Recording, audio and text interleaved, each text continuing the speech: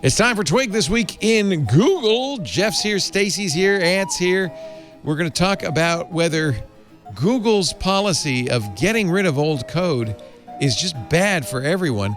The bad news that maybe they're eliminating Duo, that made Stacy pretty unhappy, and what that 6 gigahertz bandwidth could be doing for Google. It's all coming up next on Twig. This Week in Google comes to you from Twit's LastPass Studios. Securing every access point in your company doesn't have to be a challenge. LastPass unifies access and authentication to make securing your employees simple and secure, even when they're working remotely. Check out lastpass.com/twit to learn more. Podcasts you love. From people you trust. This is Twit.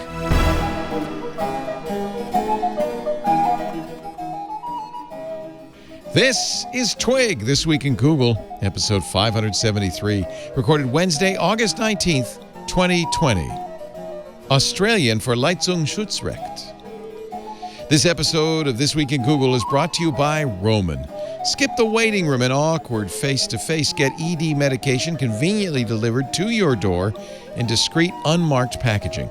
Go to getroman.com/twig for a free online visit and free 2-day shipping. And by Monday.com. Monday.com is a flexible platform to manage any team, project, or workflow online. Collaborate, plan, and track everything your team is working on, wherever you are. To start your free 14-day trial, go to monday.com/twit. And by CashFly. Give your users the seamless online experience they want. Power your site or app with CashFly's CDN and be 30% faster than the competition. Learn more at twit.cashfly.com. It's time for Twig This Week in Google, the show where we cover everything but Google. But we'll have a little Google in today's show. So I'll have to rename the show This Week in Everything, including Google. That is Aunt Pruitt, all the way over to my left. Hello, Mr. Pruitt. You look good, man. That is, boy, that's the best shot, man. You look like, it's like lit. It's got background. It's just beautiful. Well, thank you, sir. I did turn off one of the lights, so it's a little hot good. today. Yeah, no, I think that's good. We don't want it too bright. We want it relaxed. We want it looking good. And then there's Jeff Jarvis. He's still pink. No. We finally figured out it's because there's 2 different color temperatures in your room. There's the warm light of the back of the room and the blue light from the daylight in the front. No, I'll try the light, but I think you're wrong. I think it's just because I'm in front of a really big window. Yeah, so that's daylight. Yeah, so that's daylight. It's a lot of daylight. Right? That's you need some Philips Hue lights and to have daylight in the background too. Precisely. You just need some cool temp lights. Precisely. Well, okay. Oh, so here's the question. Well, those light, but I have hi-hats. Right? Do those lights come in hi-hats? Yeah. I have Hue lights in my hi-hats. VR30s. Yeah. Yeah, you need the VR 30. Wait. VR 30. Yeah, you need the VR 30, right, Stacy? I think it's VR 30s. Are those? Yeah, they have can lights. They have. I have them in my cans, so I know that they make them. Yeah, VR 30s. Yeah. And you'll want if you don't want fancy colors, which you probably don't. You just need to get the white ambience. And what'll happen is for this show, you can make them cool, but if you like warm, you can warm them up for every other time. And that, my friends, you can get a button for $20, and you can program the button when the show starts, and you can just be like, boop, cool light. Stacey, don't get too fancy on me. Come on. Oh, that sounds brilliant. Through it. So these are the Wise light bulbs? No. These are the Hue. So they're much white more expensive. ambiance. If you want the Wise ones, because let's see. They do. Actually, you could use Wise, but you can't use a button then. Sorry. You can't use what? The button. A button. But you could tell Google or Amazon, hey, make the Wise cool. Showtime. Yes. And that, ladies and gentlemen, is exactly why we have Stacy on the show. Stacy Higginbotham, the queen of IoT, Stacy on IoT.com. Subscribe to her newsletter, check out her events, and then, of course, listen to the IoT podcast she does with Kevin Toffel. Plant. Admire her perfect plant. Yeah, I'm going with my background is a solid 10. I would say 10 out of 10. Room rate. Nailed it. Well, we got to put it to the test. We got to see what they say. Oh, listen. No, there is only one 10 here, and that is Mr. Ant Pruitt. Actually, well, Ant's, I don't know what Room Rater would say about Ant. He would say, well, No, no, mine's too bland. That's a portrait. I'm sorry. That's too Yeah, good. mine's too bland. That's all Ant. Yeah. Mine is Did you all get about new me, paper? not about the room. Ant? Yeah, you no that- longer wood. Now it looks like you got cement or something. Is that new It's like paper? dark slab stuff. Yeah, that's that paper. Dark slab. For the classroom that's not too cheery. Let's see. Oh, there's so many things we could talk about today. How about this great article by Steve Yegi? Did you read this? I love this article. Steve is a now retired former Google engineer. He's obviously made enough money now that he doesn't have to actually work. In fact, if you look at his bio, Steve Yegi is ex-GeoWorks, ex-Amazon, ex-Google, and ex-Grab with nearly 30 years of tech experience. Nowadays, he's pretty much retired. In other words, his stock vested. But when he was at Google, by the way, I love his lead. God dang it, I don't want to blog again. I have so much stuff to do. Blogging takes time and energy and creativity I could be putting to good use. I'm retired. My novels, my music, my game, and so on. But you get me riled enough and I have to blog. So let's get this over with then. The headline, Dear Google Cloud, your deprecation policy is killing you. I don't even know why he added the cloud part, but I guess it's because this post is really about what's going on in the cloud. SEO, baby. Yeah. But, yeah, SEO maybe. But really, you could say this is true about Google in general. And it's an interesting lesson for people like us who follow the tech industry. You know, one of the knocks that Microsoft always got was, you know, they never let a technology die, that they're always adding code to Windows so that everything that ever worked on Windows will continue to work on Windows. Steve says it's exactly the opposite at Google. In fact, it's almost like they honor engineering teams that kill legacy old code. That's part of the lore of product. That it's as good to kill things as it is to make things. Yeah. Yes. He says, but the problem with that is your customers pretty soon learn that don't depend on Google. And again, he's talking about the cloud, but I think this applies to all of Google. Google engineers, he says, pride themselves on their software engineering discipline. And that's actually what gets them into trouble. Pride is a trap for the unwary. And it has ensnared many a Google team into thinking their decisions are always right, and that correctness is more important than customer focus. Customer focus gives you legacy. Correctness gives you only the stuff that's new, modern, and good. Yeah, and that makes sense. I can see an engineer. That is would interesting. think that. That's a good hot take. But he says backwards compatibility keeps systems alive and relevant for decades. One of the best lines in this. The first system I'll pick as an example of this is the oldest, Emacs, which he says, and this is the greatest line ever, sort of a hybrid between Windows Notepad, a monolithic kernel operating system, and the International Space Station. It's in a nutshell, Emacs is a platform written in 1976 for writing software to make you more productive, masquerading as a text editor.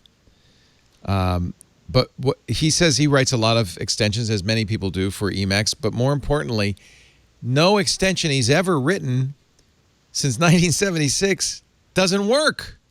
I'm still using software I wrote for Emacs back in 1995. I'm sure there's still people using software they wrote from Emacs from the mid-'80s. Every once in a while, it might require a minor tweak. It's really rare.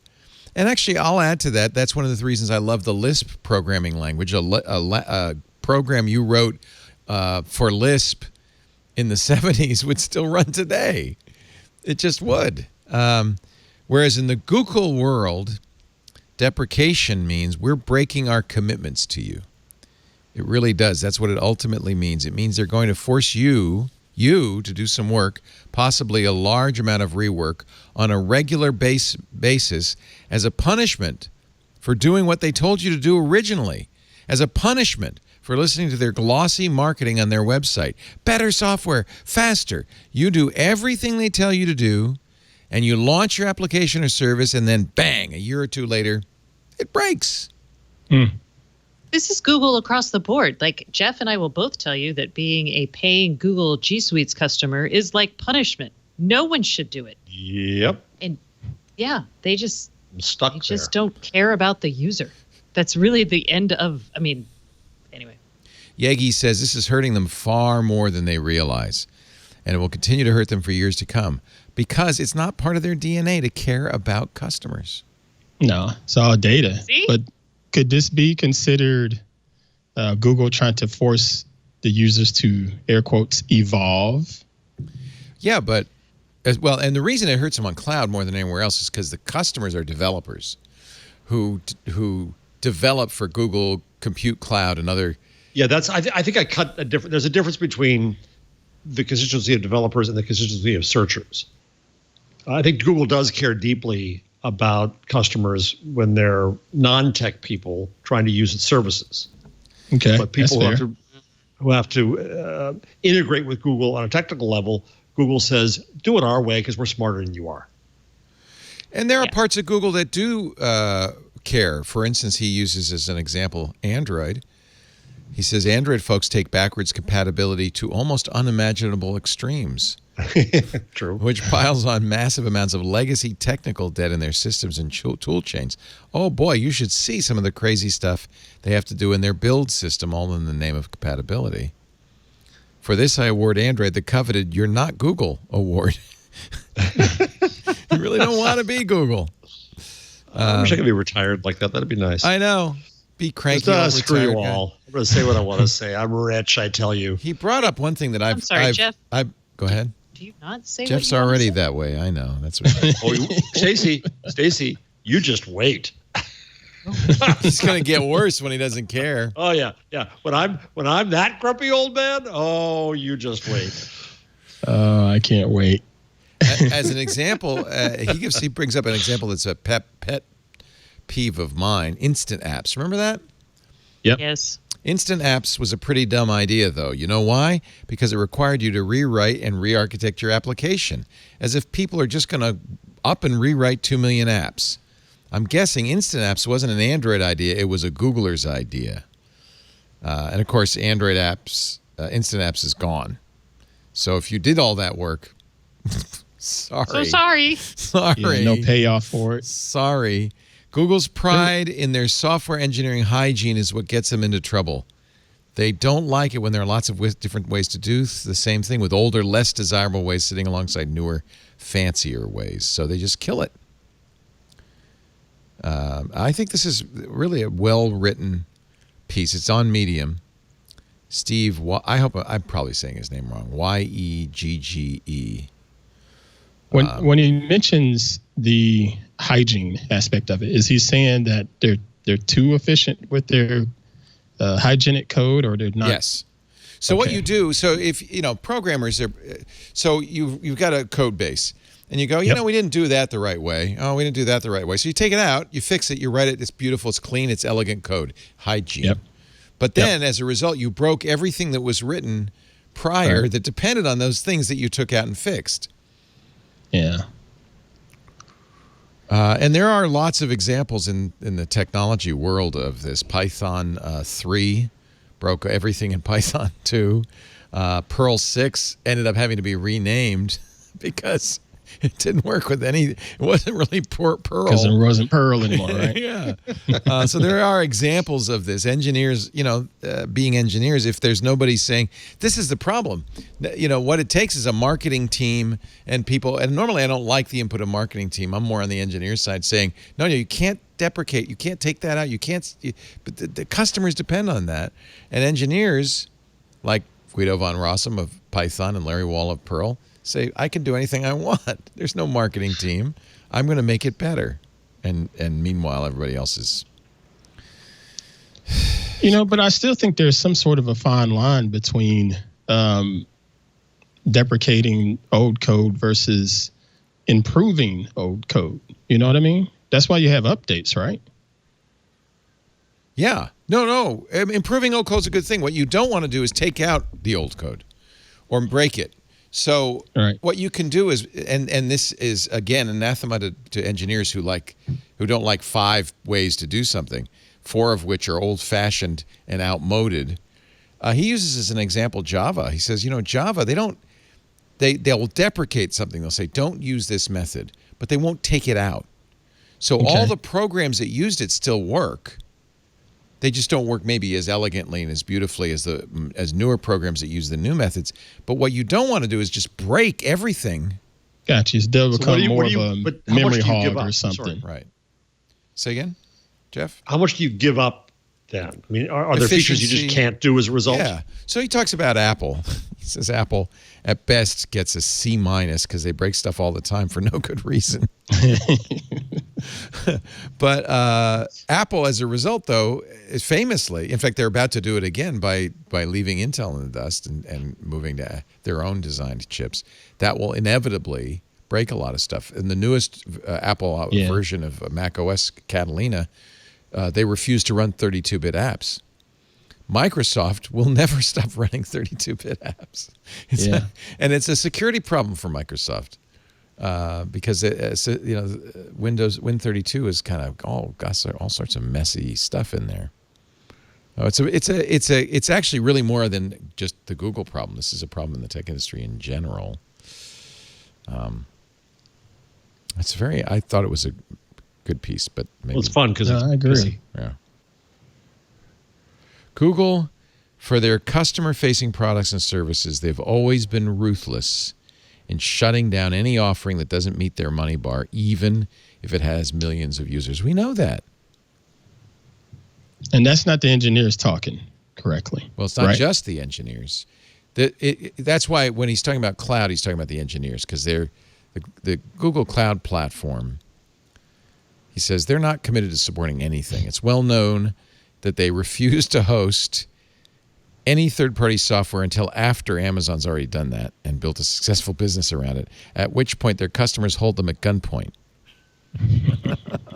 The lack of support culture combined with a let's break it in the name of making it prettier deprecation treadmill is alienating their developers, and it's why the Google Cloud Platform is now third after AWS and Azure, and he says failing fast.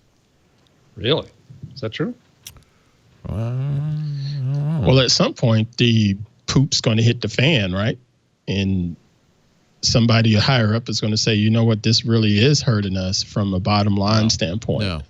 No, Google's not structured. So? No, that's So exactly. I wonder if Thomas Kurian will come in and do that. Who's that? He's their cloud GCP guy, the guy they pulled over from Oracle, who's been making some really severe changes. I think Oracle's a good example of the opposite, isn't it? Well, that's what I'm saying. I'm saying Google brought him in because they were terrible. GCP is a joke in the enterprise. No one. For this very reason. Yeah. So I actually think that may be one of the things he's doing. He's also really focusing less on engineering and more on monetization. Right. In a way that is challenging to the traditional Google ethos when we think about how they're introducing and charging for products. So I actually think there may be some changes happening here. Right. Interesting. At least on the enterprise side. For the good or the bad? It depends. I mean, I think probably for the good of Google's bottom line and possibly for some users. I mean, I do think there will be, part of the fun of Google is they invent really cool random stuff. And that's harder to do in an environment when you're incentivized less towards cool technology and more towards maintaining and supporting technology. Those are two very different mindsets. And we don't see a lot of companies get it right in terms of maintainers versus inventors, right? Mm-hmm. Let's take a little break. When we come back, the massive battle that's going on right now. No, I'm not talking about Epic versus Apple. No, I'm not talking about Trump versus TikTok. We've covered those. We're sick of that. I'm talking about Google versus Australia. Oh, boy. You gonna do your accent when we come back? I can't. I wish I could do a good. I can do Australian for a little bit, and then it fades into something else. Then it turns into Scotch. And everything turns into Yiddish for me. It goes bad. It goes south. I'm like Google Cloud. I can't follow the same path for very long. I have to do something else. Our show today brought to you by Roman. This is for guys. And for the people who love them. It's a digital health clinic for men because guys, face it, we need it. Here's an example. Roman does a lot of different stuff: hair, skin, daily health. They've got supplements, a lot of things. But there's one area where guys just, you just suffer in silence. And it's erectile dysfunction. And anyone who suffers from erectile dysfunction knows it's not something you bring up. It's not something you can hide. Your spouse knows, but you're not going to go to the doctor and say, "Hey, doc, I got a problem." But you should, because first of all, it's easily fixed. Second of all, it can always be a sign of an underlying condition. You need to check with a doctor about it. Fortunately, there is a simple, convenient solution to get the treatment you need without leaving the couch. It's Roman. Roman makes it convenient to get the treatment you need. Grab your phone or computer. Go to getroman.com/twig. Complete a free online visit. You'll hear back from a U.S. licensed physician within 24 hours. And this is not some pro forma script writing doctor. This is a doctor who's really going to talk to you. And this is telemedicine. And if the doctor decides the treatment is right for you, your medication can be shipped to you with free 2-day shipping. And a nice unmarked packaging, too, so the neighbors aren't going, "Oh, what's going on over there?" You get free unlimited follow-ups with your doctor anytime you have questions or you want to adjust your treatment plan. With Roman, there are no commitments. You can cancel anytime. I gave short shrift to that. I love this. Free, unlimited follow-ups with your doctor anytime, just for questions if you want, or to adjust your treatment plan or to give the doctor an update. No commitments. You can cancel anytime. Roman wants to be the source of your wellness. Guys, we need this for sexual health, hair, skin, dandruff, eczema, daily health, prostate health, bone health. They've got it all. Look at all the things Roman can do with, and this is so important. Real doctors licensed in the U.S. who are going to take your health seriously. I know we don't, but they do, and you should. If you're struggling with ED, stay home. Go to getroman.com/twig. for a free online visit and free 2-day shipping. GetRoman.com/twig. Get Roman. Thank you, Roman. Open letter to Australians. So you better explain this, because this is right up your alley, Jeff Jarvis. This is like Leistungsschutzrecht. In Australia, Leistungsschutzrecht. It's in Australia. It's like Leistungsschutzrecht, man. I don't know. That was pretty good. It's the News Media Bargaining Code, which is not yet law but proposed. This is what Google says in their open letter. It will hurt how Australians use Google search and YouTube. The way Aussies search every day on Google is at risk from new regulation. The law would force us to give unfair advantage to one group of businesses, news media, over everyone else who has a website, YouTube channel, or small business. News media businesses alone would be given information that would help them artificially inflate their ranking over everyone else, even if someone else should provide a better result. Yep. The proposed changes are not fair, says Google, and they mean Google search results in YouTube will be worse for you. Under this law, Google has to tell news media how they can gain access to data about your use of our products. There's no way of knowing if any data handed over would be protected or how it might be used by news media. We deeply believe in the importance of news to society. We partner closely with Australian news media. We already pay them millions of dollars and send them billions of free clicks every year. We've offered to pay more to license content, but rather than encouraging these types of partnerships, the law is set up to give big media companies special treatment and to encourage them to make enormous and unreasonable demands that would put our free services at risk. The law wouldn't That's a threat. Oh, that would put our free services would that at risk. Google start charging, or would Google pull out? One report is that they would start charging Australians for services. That's one report. Or in Spain, they pulled out Google News. They pulled out. They can do either. Yep. So here's the response from the Australian Competition and Consumer Commission, mate. I can't do it. I shouldn't do it. It's bad, and I apologize. It's not quite the ACC I'm used to, but close. ACCC. An open letter published. What does ACC stand for in your world? Atlantic Coast Conference. Of course. Home of the defending Atlantic Coast Conference champion Clemson Tigers. I had to give him an opportunity to do that, folks. You understand. It's in his contract, I know. Why? What does ACC stand for, man? An open letter published by Google. He's the only real man hereabouts. Yes. Oh, it's football. I understand that. Hand egg, we call it. The open letter published by Google today contains misinformation about the draft news media bargaining code, which the ACCC would like to address. Google will not be required. Oh, you see this? What? Oh. You won't be required to charge Australians for use of its free services like search and YouTube, unless you choose to do so. Google will not be required to share any additional data with Australian news businesses unless it chooses to do so. The draft code will allow Australian news to negotiate for fair payments for their journalists' work that's included in Google services. It's snippets all over again. Yes. Oh, it is. It is. Before? You ready? It is the Leistungsschutzrecht. So the point, we can do that to reggae if you like, folks. The point that bothers publishers is that little paragraph that's under the news search results that is from the article. And their concern is that you read that, you got the answer, the answer you need. In fact, a lot of people say this. I get the answer I need from Google. I don't need to click that link. Google's basically stealing traffic. They're not really saying that. What they're really saying is we're trying to find an excuse to try to force Google to pay us. Is it not fair, though, to say that Google might be stealing some traffic with the snippets? Okay, that's a case of proving a negative. That presumes that everyone was going to go to every article that crossed their paths had they not seen the Google snippet. In fact, it's the opposite.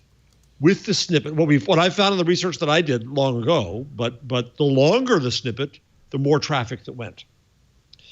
Well, because you got a better sample of the article, and you had more cause to want to go actually read the article. So the short snippets are, it's proving a negative, saying that had they not seen the snippet, they would have gone to that article? No, there's no way to say that. And, are there some pieces of information I get on Google? Sure. What's the Dow Jones? Yeah, I don't need to go to the Wall Street Journal to find out what the Dow Jones average is right now. No, and that's fine. And it's public information, and it's Google's right to do that. And yes, the Wall Street Journal might lose some clicks there, but they're dumb clicks. They're commodity clicks. So I'm looking at. I didn't work. Sorry. No, you go ahead. I never worked for like the Wall Street Journal or anything like that. But when you look at content management systems, there's usually some type of configuration as far as how your slugs and things like that will display in search, right? Bingo. Regardless exactly. of the content management you were in system. Control of the snippet you put in. Right. When I put a Medium post up, it says change your. That's become common. And you can, that's interesting. So does Google always honor that? Well, I think in the case of news, they do. So I'm looking, and I actually don't see any snippets here. I'm on Google's News. So is it only on Google Search, not Google News, that these snippets appear? Well, if I go to Google and search for Google, Google will think I'm very stupid to do that. I don't think Google judges you. Let me hear. Okay, here's an example. Oh, here's an example. I searched for California fires and then clicked the news tab. Yeah, and exactly, here right. I'm seeing a paragraph. California fires live update. Fast-moving fires. This is the snippet are spreading across California. In the north, wind-whipped flames force people to flee. Nice alliteration. In the north, wind-whipped flames forced people to flee their homes near Vacaville. So now you're saying I should click. By the way, Click on that. That didn't mean I didn't want to read that story. That was just more information about what that story covers. Exactamundo. All right, so I don't think that would hurt to click. And it was in fact this. It was in fact the subhead. Yeah. Yep. But go to another one. Let's try this. Okay. And again, that just sounds like formatting. perfectly crafting the content management part of it. Now here's one with an ellipsis, which means That's it right. might not have been intentional. This is CNN's story. Wildfires raced toward populated areas of Northern California's wine country. That's where we're going tonight. Early today, forcing some residents to evacuate. Follow here for ... Do you think they did that on purpose? That might be intentional, because they want you to finish reading the sentence. Yes. Yeah, they said follow here for. And then there's some people that would say that was enough for me to read and look, move on. Here's that snippet. That's interesting. But follow here for is new. That's new. That was so I think put that in there. This was the content management system, and then they added better. That's quite right. Better would be something like, and you won't believe what happened next. Of course. I'm just saying. It's only on Facebook. Oh, sorry. So yeah, none of these snippets give me enough information to say, "Oh, good." Exactly. I don't have to. Yeah. So they don't care about the snippet. They want an excuse to say, "Google, you took our money," as if God gave them that money. This entire thing, this entire thing, is Rupert Murdoch. And that's all you need to know, folks, because that's the man who's ruined democracy in the English-speaking world. But I'll leave that aside. The equivalent in Germany is a company called Axel Springer, headed by a man named Matthias Döpfner. And in Germany, they started the fight that led to the Leistungsschutzrecht. Don't you love this? And Murdoch has been his ally from the beginning, going after Google. And the funny thing is that Murdoch and Springer both tweak Google by making friends with Facebook and Zuckerberg. And Zuckerberg they have wrapped around their little fingers. So Zuckerberg is indeed paying for content. So what's happened now is Google gets stuck in a bad position. So Google, by all reports, is going to pay publishers for content starting in Germany, because that's the squeakiest wheels. So Murdoch is coming along in Australia and saying, pay us. Now, pay us for what? For the privilege of linking to you, for sending you traffic, for sending you customers, for sending you people? No, you owe us, Roop. But no, Google was foolish from the beginning by not setting that precedent. And by saying you can't pay, and the reason they were not foolish is wrong. Google said you can't pay for search presence. So if Google had charged people, they would have been selling search presence. And Google made an ethical decision not to do that. Unlike early Yahoo, which did do that in the original model. Google said, no, that would be a bad service to the public. That would be unethical of us. We're not going to charge for that.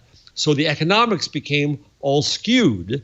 And even though Google was sending value to the publishers are saying, you stole the soul when you took my picture.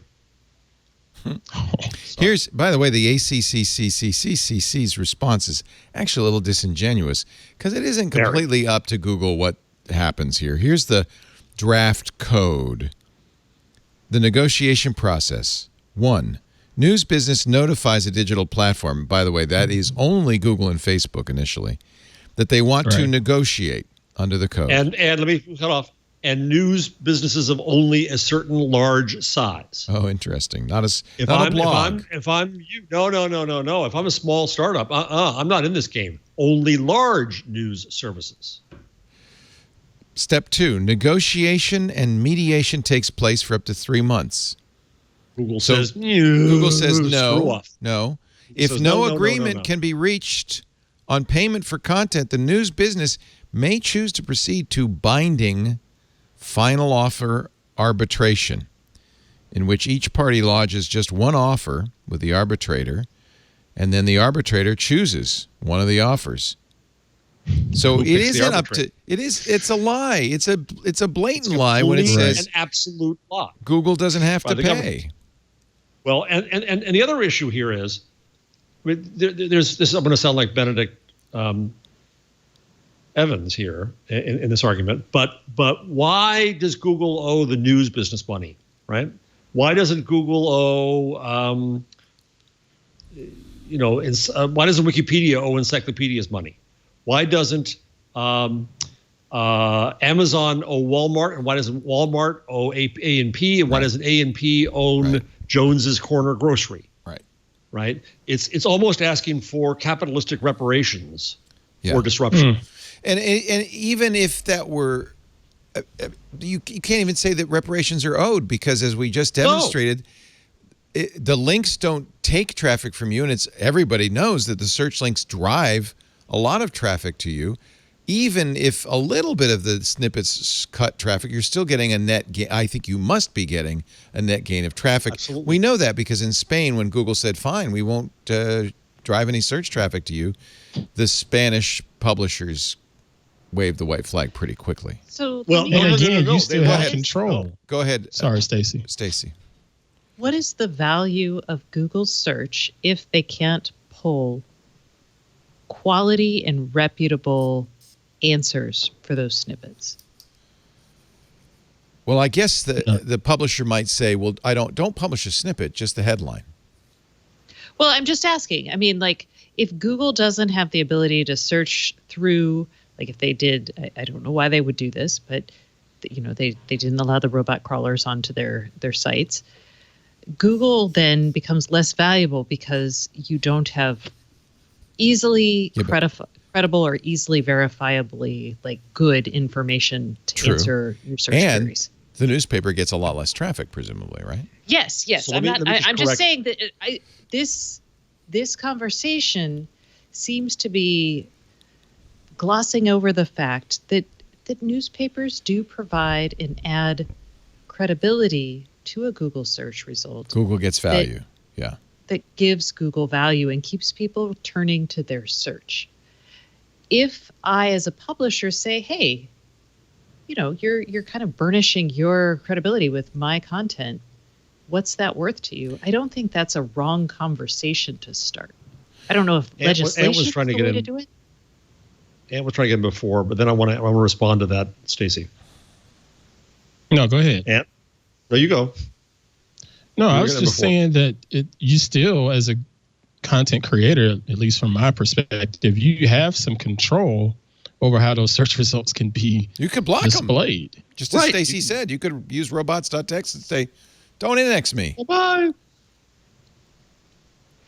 So a few things. It's not that hard. Stacey, it doesn't take that much time, does it? No. And clearly they go to the effort to do the SEO. They do all this. Stacy, a few responses to what you just said. One to Stacy, then two to you, Leo.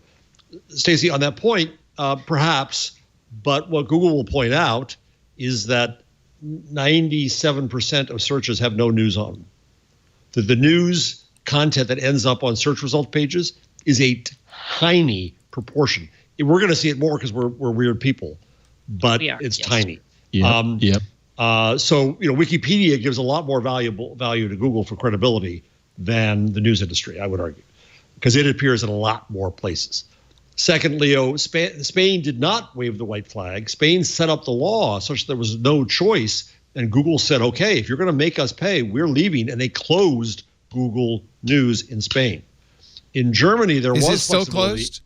It's still closed. I thought the publishers lost. Oh, okay. Publishers lost a lot of value. They lost a lot of traffic. In Germany, under the, I know you want me to say it, Leistungsschutzrecht, there was flexibility in the law. So Springer, for the first, I think it was 15 days or thereabouts, 2 weeks, said, no, you can't run our snippets. You must pay us. And Google said, no.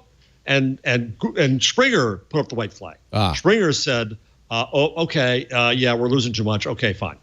So there's a new law in Europe, the copyright directive in Europe, Articles 15 and 17, is the Leistungsschutzrecht for all of the EU. And then each country is going to write their own version of it. France wrote its version saying, Google, you must pay us. And Google told France, how do you say F off in French? Oh, I know. You do? You do? I know how to say go F yourself. Is that close enough? Yeah, say it. Really? Are we allowed? Yeah. Okay. We're going to have to that. It sounded lovely. I think that's a wonderful thing. I'll take it, whatever it is. Karsten, show title. So that's actually the experiment in Germany, the actual experiment. Do publishers gain more than they lose from Google And the proponent of the law put a white flag. Right. So that's why they try to then go to the next level of the EU to try to force Google into it for the whole of Europe. And Google's going to just say no everywhere. The bad thing that could happen here is that Google could kill Google News and say, screw it. Not worth it. Tiny portion of our search. Most people are looking for mixers to buy and Stacy light bulbs to put in their homes. And that woke her up. They should go to my news site. That's the thing. Yes, then you should be the person. So I don't know who Alan Gibson is when he's at home. Landshark.io. I think he's a venture capitalist. And I just bring this up because he actually said something, a little light bulb went on for me. He's talking about how not only is the browser war over, the internet war is over and Google won. It is the Google Web or Web by Google trademark. And you can read the various details, some of which I agree with and some of which I don't. But he does make an interesting point. He says, 2 deficiencies have determined the course the web has taken. One is lack of native payments. I disagree with him on that, so I won't bring that one up. He says we wouldn't have to have all this advertising if we just figured out a way to do micropayments.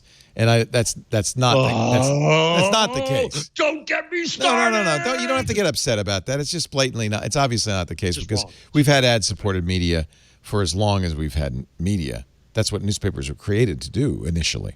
So it's clearly not the case. This is, it's kind of retroactive history to say, oh, if we only had a way to pay blogs, you wouldn't have had to have ads. No, we've had ads since 1776. It's just the way it is.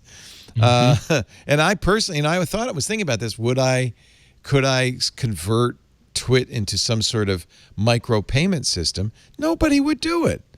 Without ads, we just wouldn't exist. You're putting friction up. Yeah, it's too much friction. But his interesting first point is lack of native search. And I never really thought about this.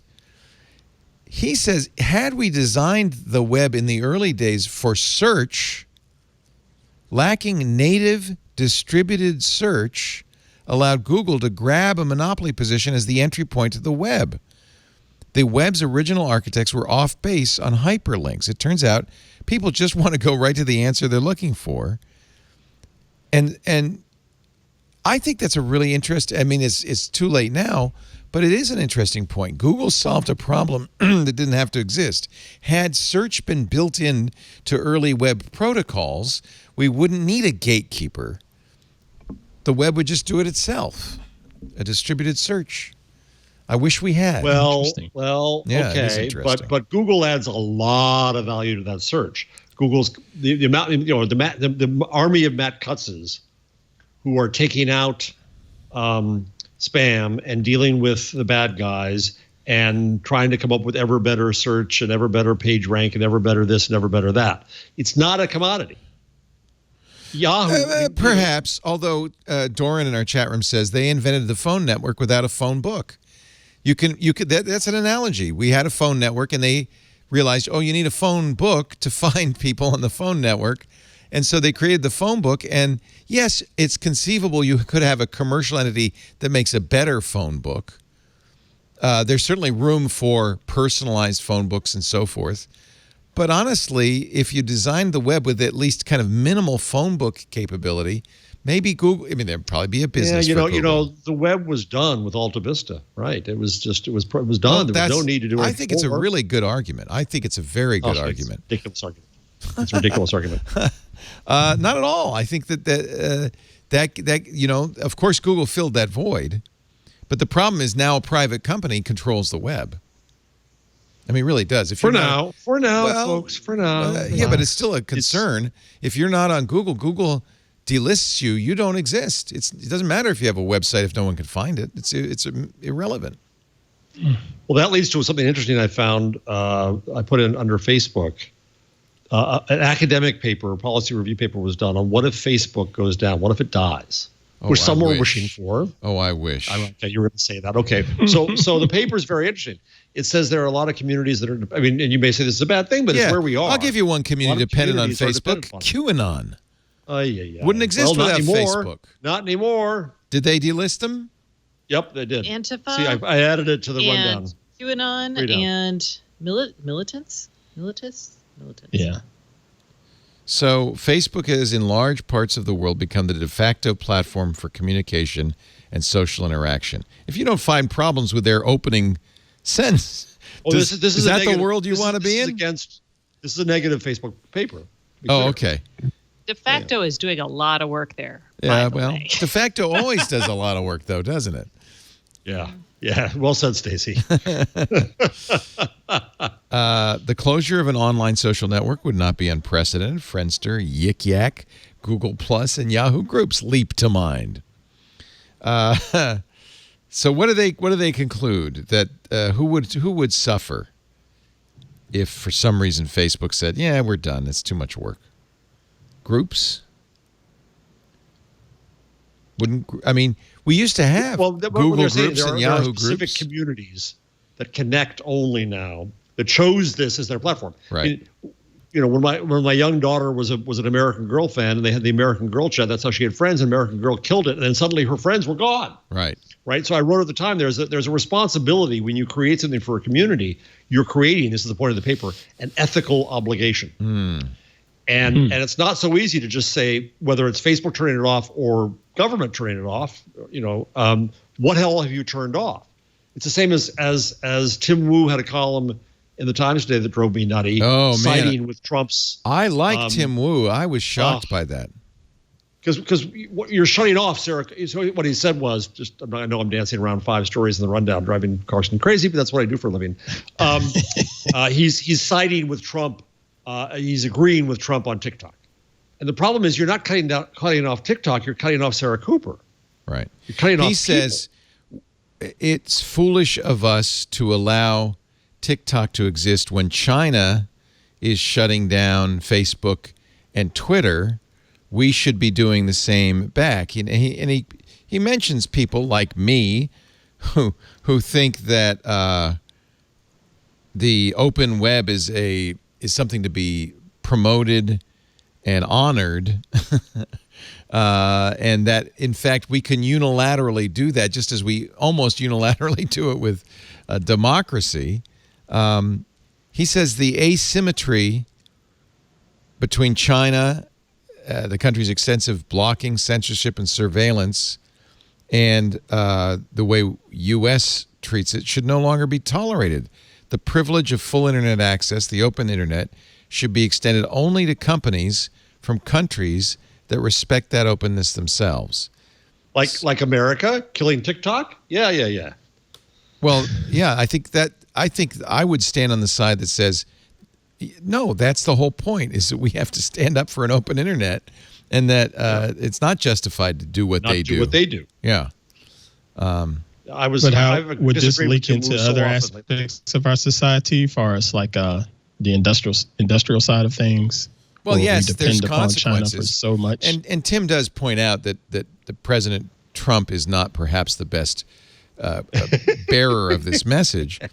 Some think that it's a tragic mistake, Wu writes.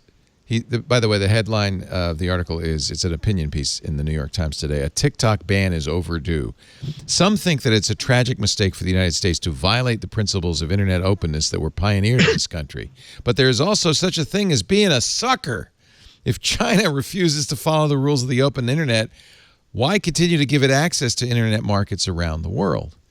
Well, because we believe in open internet.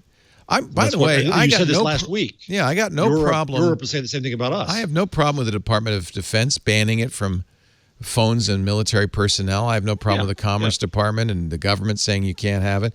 I have no problems with private enterprise like Wells Fargo Bank saying no TikTok on your company phone.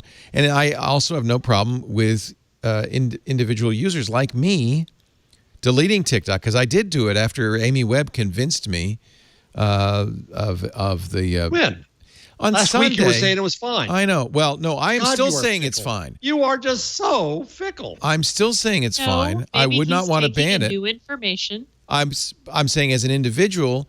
Her point was ByteDance, we think of it as a social media company, the owner of TikTok. They're actually an AI company. They were instrumental in China's social credit score system. and that, in fact, I'm actually not worried about the privacy invasion of TikTok. I think it's legitimate to worry about how TikTok could be weaponized as a propaganda tool. We already know that they banned Uyghurs and Hong Kong and so forth from TikTok. So I choose as an individual, and I don't think there's anything wrong for an individual to choose not to have TikTok on their device, but I would never support a nationwide ban against TikTok. Same thing with Facebook. I don't have Facebook on my phone. I would never have any Facebook app on my phone, but it should not be banned. We would all agree on that. I haven't either, and I really don't care if either of those get banned. I get why people would be upset, but it doesn't really move the needle for me one way or the other. I think we need to stand up. I don't think our government, at least as constructed as in favor of open and free speech, should be doing that kind of thing. I don't have any problem with private individuals or institutions that want to do it, but not our government. Congress shall make no law respecting an establishment of religion or prohibiting the free expression thereof or abridging the freedom of speech or of the press or of the right to people peaceably to assemble, which is what they do on TikTok, and to petition the government for a redress of grievances, which is what they do on Twitter and Facebook. Right. So I think it's... And so what has happened now is this is now a First Amendment issue. Yeah. And... But does the First Amendment protect the Chinese government? Well, or a Chinese company? Sarah Cooper. If she's using Sarah it to speak. Cooper's printing press is TikTok. That's a good point. This is a whole new area of law that I don't see people go for. Now, I was on with two people I respect on a podcast a couple weeks ago, and they said they thought it was a First Amendment issue. Yeah, that's an interesting way to look at it. Filippo di Strada in 1474 petitioned the Doge of Venice to stop printers, because the printers were foreign Germans coming in and stealing his work as a scribe and polluting the minds of children and getting drunk on their money. And stop it, he said. Stop it. These foreigners are doing terrible things here in Italy. That was a downer. Sorry. I was like, and one more time. So what's going on with foreigners in Italy? I need to know. It's a parallel. This is why we have a First Amendment, to protect against that kind of government action. Now Larry Ellison. The Doge didn't do it. Now Larry Ellison and Oracle want to buy TikTok. Well, it's okay. He's going to ruin it anyway. Jesus. Help me understand the I saw that. Yes. I've covered Oracle. I think the president baffled. Asked him to, because he's I was going to say, is this just like weird cronyism? Yeah, I think that's what it is. Yeah, it is. Trump already endorsed that, which is none of his damn business. Right. But he endorsed Ellison's purchase. It'd be like the government shutting down comic books, which it wanted to, by the way. Oh yeah. And there's a great Comic Book Confidential, great documentary about that era. They even show Al Gaines, the founder of Mad Magazine. But before that, he did, horror magazines, horror comics, and testifying in front of Congress, because Congress was very close, I think, to shutting down comic books in the 50s. And the comic book... I did not know that. Yeah, the comic book industry, because it was, think of the kids, the comic book industry prevented it by self-regulating. They created the comic book code, which ruined comic books for about 10 years. But it did create Mad Magazine, so that's the good thing. So no, wait. So the comic book, what did the comic book code decree? You couldn't do anything. So Gaines tells the story in Comic Book Confidential. Again, great documentary about one of the comic books where the hero had beads of sweat, and the comic book code censor said, "Can we take the sweat off his brow?" It was to eliminate. I could read you the comic book code, but it had the effect of basically bowdlerizing comic books so that it'd be safe for kids. Wow! But of complete lack of interest. So the code was voluntary, but everybody was expected to adhere to it. You would submit the comic to the CCA for screening. So it was essentially a censorship operation. And it lasted a good long time. Let me see if I can find. It prohibited the presentation of policemen, judges, government officials, and respected institutions in such a way as to create disrespect for established authority. In every instance, good should, well, this is no sadomasochism, that's for sure. And then in every instance, good should triumph over evil. Discouraged instances of law enforcement officers dying as a result of criminal activities. Depictions of excessive violence were forbidden, as well as lurid, unsavory, gruesome illustrations. Vampires, werewolves, ghouls, and zombies were banned outright. Comics could not use the word horror or terror in their titles. The word crime was subject to numerous restrictions. No sexy, wanton comics, of course. I didn't know all of this. Yeah. So, but love sweat stories. from the brow. Sweat from the brow. I think that's lurid. Wow. Love stories were enjoined to emphasize the sanctity of marriage, and those portraying scenes of passion were advised to avoid stimulating lower and baser emotions. And all this was voluntary, but it was really to save comics because, you know. How long did it stay in force? It was created in 1954, and it looks like it took until the year 2000. That can't be right before nobody paid any attention to it. I remember that logo. No, I actually know it's true. There was like Dark Horse and stuff. I think that's were they? No, they were publishing. Underground comics came around, and in fact, the documentary interviews Robert Crumb, and so there were these. They didn't bother, but they didn't care about distribution. Remember, part of the problems with the comic book code was no newsstand, no drugstore would carry a comic that didn't have the seal of approval. So underground comics didn't care if they were in the drugstores. They were in head shops and stuff like that. So that's when it started to break, is in the 60s and the 70s. But, boy, the code was revised in 1971. Yeah. Jeez. We have I need to find this documentary. Violence was allowed by the 1980s. By the 2000s, advertisers no longer made decisions to advertise based on the appearance of the stamp. Most new publishers to emerge during this time did not join the CCA. So, literally, until 20 years ago.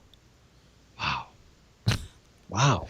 In 2001, the CCA rejected an issue of the Marvel Comics series X-Force, requiring changes to be made. Instead, Marvel stopped submitting its comics and implemented its own rating system. Can you imagine there was still a room filled with old biddies looking at comic books in 2001? You gotta, I'm telling you, Comic Book Confidential, they have a scene where a comic book artist submits his comic, and it's literally an old biddy going, no, I don't know. And then he goes and takes it back and takes off the beads of sweat or whatever and resubmits it. And she goes, stamps it. It's okay. Wow. That's amazing. This is called Comic Book Confidential? Yeah. It's a great documentary. I was So watching this is what the world now wants for Twitter, Facebook, and TikTok. Maybe. But I can understand it. Facebook, did you see this in The Guardian? Facebook is funneling readers towards COVID misinformation. This is a study by a group called Avaz that they're... Who's that? A campaign group? What is that? Yeah, I don't know what it means. Yeah, well, that's an issue. Yeah. Thank you, Jeff. This is the report. Let's see if they say something about Avaz. The Guardian has gotten, I love the Guardian. The Guardian has gotten so, get ready, moral panic. Really? And I just started subscribing. Avaz uncovers health misinformation spreading networks. That's their job, basically. That's what they do. Let me see if I can find more information about them. That's okay. Is the campaigning community bringing people-powered politics to decision-making worldwide? I don't know who they are. You're right. We should probably investigate them. The other thing we have to do is we have to figure out this is and there's WHO's doing something. I'm involved in something that is making a proposal to the WHO. So full disclosure about what do we do about vaccine misinformation. And my addition to the project was saying we need to listen to neuroscience and cognitive science, because why are people scared? What actually works? Well, this always happens. Good information. This always happens. Yeah. I mean, This is universal. I'm reading the great, I mentioned this before, but I'll mention it again for those who didn't watch Twit on Sunday. Eric Larson's book, The Splendid and the Vile, about the Battle of Britain, the German bombing of London. And one of the big challenges was suppressing rumors that spread like wildfire. The Germans have a super bomb. They're bricking up. Don't go in a shelter, because when it gets hit by a bomb, they just brick it up, and it's now a burial site. All sorts of stuff. Yeah, now it's a tomb. Yeah, all sorts of stuff that was wrong, and it was a big problem. And that's without Facebook. That's without that's without any modern means of spreading. These things spread like wildfire. So it's a human trait, especially under stress. And what are we under stress with COVID? Right? Yeah. Global health, according to Avaz, I guess we'll have to consider the source. I don't know anything about them. Global health misinformation spreading networks spanning at least 5 countries generated an estimated 3.8 billion views on Facebook in the last year, peaking at 460 million views in April. Content from the top 10 websites spreading health misinformation had 4 times as many estimated views on Facebook as equivalent content from the World Health Organization, the Centers for Disease Control, and other leading respected health institutions. Only 16% of all misinformation analyzed had a warning label from Facebook. That's part of the problem, because Facebook says, no, we don't want any COVID misinformation, and we will identify it. But, of course, it's a very big challenge to do that. They fail N% of the time. Yeah. And that's not surprising. I mean, it's hard to do. And you're right. The problem isn't maybe necessarily Facebook. Maybe we need to find a way to convince people not to be so accepting of all. I don't know. I don't know what the answer is. Maybe my wife cognitive just got science can help us. the shingles vaccine, right? And she's in misery for a couple days. But it's better than shingles. Well, yeah. But what I'm saying is that people then spread that and say, oh, no, these vaccines, they're awful, right? And you're proving a negative again, but you don't get shingles. Well, and by the way, there was a well-known study of flu vaccine. I think it was last year. It was a double-blind, which means placebo. Half the people got nothing. Half the people got the flu vaccine. More people who got the placebo complained of side effects than the people who got the vaccine. There's a huge society. There's a huge, mind component in all of this. I got the shingles vaccine and did not have any symptoms. So and that's probably partly why tabloids have always worked so much. Exactly. Over the we love this decades. stuff. Yeah. So I just wanted to follow up with Avaz. Yes. If you want to understand where it came from. Good, please do. It was co-founded by Res Publica. Oh. And also by MoveOn.org. Good. We are familiar with MoveOn. And it is supported by the SEIU. The Service Employees International Union, which represents most nurses and people like that, health workers. Yeah. Yeah, they do polls. And so it's kind of like, imagine if you funded your change.org petitions and then you actually created groups around them and had an outside organization help organize your change.org petitions into actual physical real world action. So it's left leaning, obviously. Yes. But its heart is in the right place. They did campaign against Donald Trump in the 2016 election. How dare they? How dare they? Against our dear leader?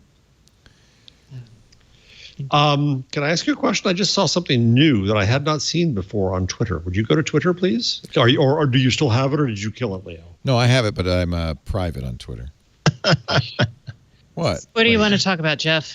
Well, so if you do a retweet now, it used to say retweet or retweet with comment. Yeah. Now it says basically retweet.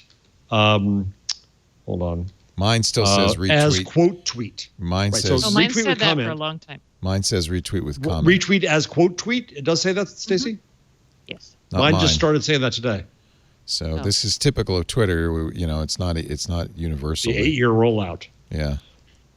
Yeah, mine says it's quote tweet too, but it's still the same functionality. Didn't it used to say quote tweet? No, it always said with comment. Okay. All right, never mind. I thought they were trying to. I don't understand what their aim is. They're pulling a Google and changing the code. They're deprecating. Deprecating. Speaking of Twitter, actually, this is something worth talking about because this broke fairly recently, I think today. It is a story from TechCrunch by Zach Whitaker.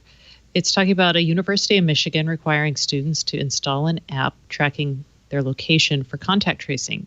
What's interesting is they can't opt out. Ooh. So the university makes you do this. The cherry on top, so the app is called Aura. It is made by a company that does not historically make contact tracing apps. And they've already found 2 security flaws. Nice. One allows you access to the app's backend servers. Big issue rather. And then the other allows you to infer someone's COVID-19 test results. Those vulnerabilities have been fixed. But this is a really interesting story. So I thought this is where the intersection of privacy and public health kind of come into conflict, where in the U.S. we're probably going to err more towards on privacy. And I just was curious, like if you can't not download this app, right? If you're a student there, otherwise you get suspended. But that seems fair because they want to bring people back to the campus, so they're trying to find a way to do that safely. And 100% compliance, you can ask that. It's it's a public university, but you could ask that if that's a concomitant with going back to school. So another school is not allowing students to leave campus at all. Right. They're imprisoned on campus. No. Does Aura? I don't think I think there's always going to be somebody losing regarding school education nowadays. It is what it is. Somebody's going to lose. Spoken as someone was hit over the knuckles with a ruler many, many times. I said this was the University of Michigan. It is a university in Michigan. Oh, my bad. Is it a private? Wait a second. Public. It's a private university. Oh, that makes more I read sense. it the same way because I read I just read the headline. Yeah. Which university is it? Does it say?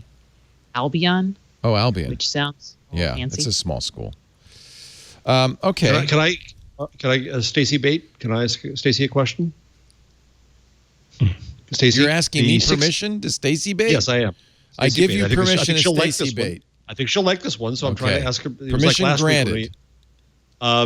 Stacy, Dr. Stacy, the Google seeks to test 6 gigahertz broadband in secret test story. Oh, yeah, I saw this. I wonder if you could explain it to me. Explain it to me. We were talking about this super high frequency broadband a couple of weeks ago, right? I think it was last week. Last week. It was. Yes. I haven't really done it. I wrote about using 6 gigahertz for broadband for actually what was WebPass. So I have this thesis that companies with physical satellite dishes on top of people's roofs have an inherent advantage as we move to millimeter wave. Yes. So it makes sense. Can be a line of sight. Yeah, because you do actually need something on the roof to do this. So yeah, this makes a ton of sense. I don't know what else you want me to say about it. Okay. I just wondered if this is people constantly think that we're going to have the thing that frees us from wires, but never. So fiber will always beat. This is interesting, and there have been other I don't know if it's been in 6 gigahertz or if it's been, some of the tests have been actually in 24, which is much more difficult. But yeah, for something like this, you do need line of sight, and you need the dishes to be fairly close together. But it could free us from wires. And what would happen is it'd go into the dish itself, or into the CPE is the dish plus whatever, and then you'd have that would be converted into Wi-Fi probably into your home. So, and you also, by the way, if you do something like this, you still need somewhere a massive physical pipe to go to this is my massive physical. It's like a culvert for the internet. It's a big pipe. You need that for backhaul because obviously this wireless has to, like, it's transmitted from somewhere to your house, right? So you still need that transmission tower needs to have a big fat pipe. Microwave internet's been around forever. Yeah. This sounds like it's similar to that. It's the same thing. You have to dish. You have to be high up. You have to have line of sight to the tower. It could be microwave can be very fast. Here's one company that does it, GeoLinks, and they say they can get up to a gigabit with very low latency. But you have to have line of sight.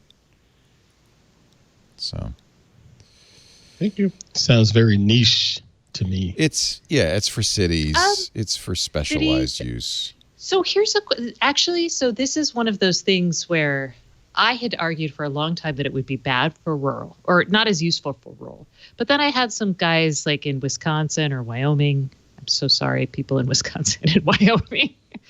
Argue they were WISP owners, which is a wireless ISP. Oh, I bet you heard from Brett. Brett Glass contact you? Brett does not call me anymore. Please don't mention his name. I don't want to. He comes in here a lot. Anything. He's a WISP in Wyoming and Laramie. Let's not invoke that. Okay. So I won't say his name 3 times because that would only said it twice. Okay. But the WISP pointed out that it might still be economically viable to have essentially repeaters. So maybe it would be okay for rural or because you still need fiber out to someplace, right? Right. And if you're still super far apart. But there are areas where it may be worth it to bring fiber, especially if there's already fiber for like a cell tower nearby. Right. You need that backhaul. That's the key. Yeah. Yeah. So I'm going to start calling them internet culverts because that's just super. Culverts. I like it.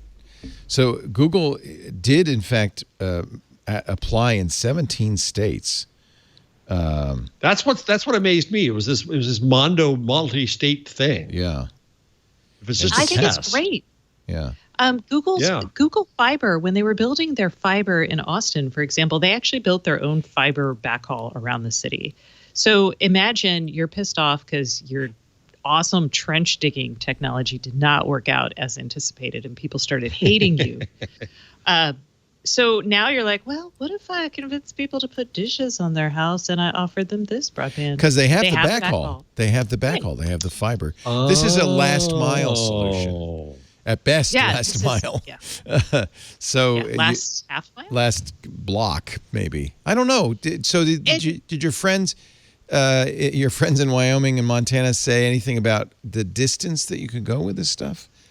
It depends on as is always the case in wireless broadband, it depends on the weather. Yeah. It depends on if it rains, you're out of luck. Yeah. Yeah. Well, that not true. Not necessarily. Actually, 6 gigahertz is pretty terrible.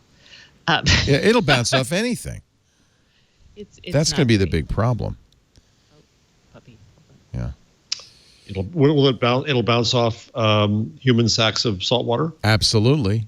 Yes, or just tiny droplets of drops fog, of water. Yeah. Rain, yeah. Bushes. Yeah. Those pesky trees. Tear them down. That's what Ronald Reagan said. Just get rid of them. MIT researchers have found a new use for Spot. They're putting a little doctor on this robot dog. And they're using it to test, to do patient triage and test for COVID-19. This isn't new. Well, no, they've been doing the triage for a long time. Oh, okay. I was like, I've seen Spot in hospital settings. Yeah. What's weird to me is this dog. Imagine Spot coming in different colors, right? Because Singapore was using it to patrol its parks for social distancing. Right. MIT's testing, hospital remote patient care. I'm like, you've got your Red Cross Spot. You've got your Sentry Enforcer Spot that will kill you on could do. site. Is there anything Spot can't do? Imagine you have a fever and Spot comes into your hospital room. That's how I feel. But that's what they're doing because Spot has... next year, have high blood pressure. Can simultaneously measure skin temperature, respiratory rate, heart rate, blood oxygen saturation while maintaining social distancing. It's teleoperated. They call it Dr. Spot. So the clinical staff drives Spot, the little dog, in, and it's equipped with all this measuring stuff, and they can get vital signs. Couldn't that money be used for something else instead of that robot? Yeah, $75,000 robot just to check vitals. Well, but the argument might be that you're not in the case of COVID, people couldn't the doctor's PPE and such They were going through it at such a rate they couldn't. If it can go in and check on the patient every 30 minutes without the doctor having to be at more risk, without humans being at greater risk. Okay. More often. That's fair. And medical But still, vital. $75K though. Yeah, that's No, nothing for a hospital. If you look, That's for a cheaper than hospital a nurse. equipment, it's Yeah. they spend a lot of money on stuff that is unnecessarily expensive. So what do you think about this? The right to be forgotten. And the question, the question whether, I mean, we don't like the right to be forgotten in general, but the question whether it is equally applied really starts to bring up some issues. In 2014, a German princess who was just stop right there, right? Whatever. Let's just stop right there. That's it. But there are still German princesses? There is a German. I was going to say, I didn't even know they existed. She's a She Wittgenstein. She's a Wittgenstein. She was 27, attended the Oktoberfest in Scotland at the University of St. Andrews, got a little tipsy, assaulted police officers and first responders, and said, "I was doing my nails this morning and wondering how many Muslims I could kill." This got into the news. What a shock. The hell? Her family, with the help of Google and the European Right to be Forgotten law, And many lawyers. have been getting those stories removed. 197 links, to be exact, from the search, and thereby being removed from the world of the internet. She apparently took off her clothes too. I find this interesting because I do think there's value in the right to be forgotten. She was I kind of wish, young and I wish that when you turn 21, your internet search history was expunged, right? yeah. Just because kids do and say stupid things, and She's not a kid though. She was 27. well, at 27, I think you don't get that right anymore. Yeah. I'm not gonna. I mean, 27. I was married. If you search, had a kid. yeah, right. If you search for her name in Germany, you'll get almost exclusive results about her marriage. If you search outside of Germany, you're going to get those fun stories about the drunken outburst. Although, if Google does have a little thing it puts at the bottom of the page where it says, "The information on this page represents a request to remove material from an online site or a DMCA counter notice, blah, blah, blah." It lets you know that this was taken down out of the right to be forgotten. It doesn't give you what, but it gives you why. I want to go back, if I may, for one moment to something that's just breaking. Yes. So back to QAnon. Yes. So in his update, I think occurring now, Trump is asked to shed light on his thoughts about the lunatic QAnon conspiracy theory, says Aaron Rupar. Instead of denouncing it, he says, "I understand they like me very much, which I appreciate. I've heard these are people who love our country." Oh, Lord. So the war is not only on social media, friends. Yeah, so it doesn't really matter what Facebook does about QAnon. Right, exactly. Although, exactly. The if president of you're- the United States just endorsed QAnon. But here's the difference. Okay, so that makes QAnon okay to a certain group of people. But what Facebook does is facilitate the actual, do the research, which is the tagline on QAnon. It facilitates all of that. It provides you with all the document. It allows somebody to go down that rabbit hole. Right. It goes on. Reporter, QAnon believes you are secretly saving the world from this cult of pedophiles and cannibals. Are you behind that? I can guess what he said. Trump. Is that supposed to be a bad thing? Yes. We are actually. We are saving the world. We're saving the world. You're right. This is the second time he's been asked about the QAnon. The first time he just kind of moved on. I guess he's decided now to embrace. And This is his base. Yeah, He's it's his got base. nowhere else to go. He's Yeah, it's his killed, base. 170? Facebook has said that it will restrict the spread of QAnon content on its pages, groups, and Instagram accounts. It will allow people to post content supporting movements like QAnon if other policies are not broken, such as those about harassment, fake accounts, hate speech, or inciting violence, none of which QAnon does outwardly. QAnon pages and groups will be ranked lower in its news feed in the near future, right after the election. depending on what happens, and that hashtags, titles, or accounts associated with a conspiracy theory will be demoted in search results. They did remove 790 groups, 100 pages, and 1,500 ads tied to QAnon. They restricted over 10,000 Instagram accounts, wow, alongside 1,950 groups and 440 Facebook pages, and blocked more than 300 hashtags. So, of course, the problem with the conspiracy theory is all of this, anything that happens, but all of this confirms the conspiracy theory. Right. You go, you see, I told you, it must be true. But I think, and if you want to know what is QAnon, there's a very good piece in The Atlantic from last month that I'd highly recommend that goes deep down the rabbit hole. It actually was, I think, the cover story in the July or August by Adrienne LaFrance, The Prophecies of Q. It was really, really well done. And there's it's deep. It's a deep, long, and it's a really good example of conspiracy theory. In fact, what's really interesting about QAnon, it's kind of a meta conspiracy theory. It takes all of the best parts of all the other conspiracy theories and merges it into one weird volcano of conspiracy theories. And pizza, I laugh to keep from crying. 5G, everything. It's got it all. The protocols of the Zion, elders of Zion, George Soros, all of that stuff is all kind of merged in to one weird thing. And then and the funny thing is, no matter what happens to counter it, there's always, you see? Yeah. And that's the problem with conspiracy theory. It's just it's all really confirmation bias. It's just it's too bad. But what are you going to do? Yeah. And by the way, Trump is not alone. There are 11 congressional candidates this election cycle. I thought there was just one in Florida. There's 11 that publicly support. One in Georgia that actually won their primary. She won her primary, but she's not alone. Georgia, right. 11? Yeah. According to Axios, 11 GOP congressional nominees support QAnon. Oh, my Lord. Oh, my Lord. Here's one of them posing with her handgun in Rifle, Colorado. To be fair, primaries award the craziest.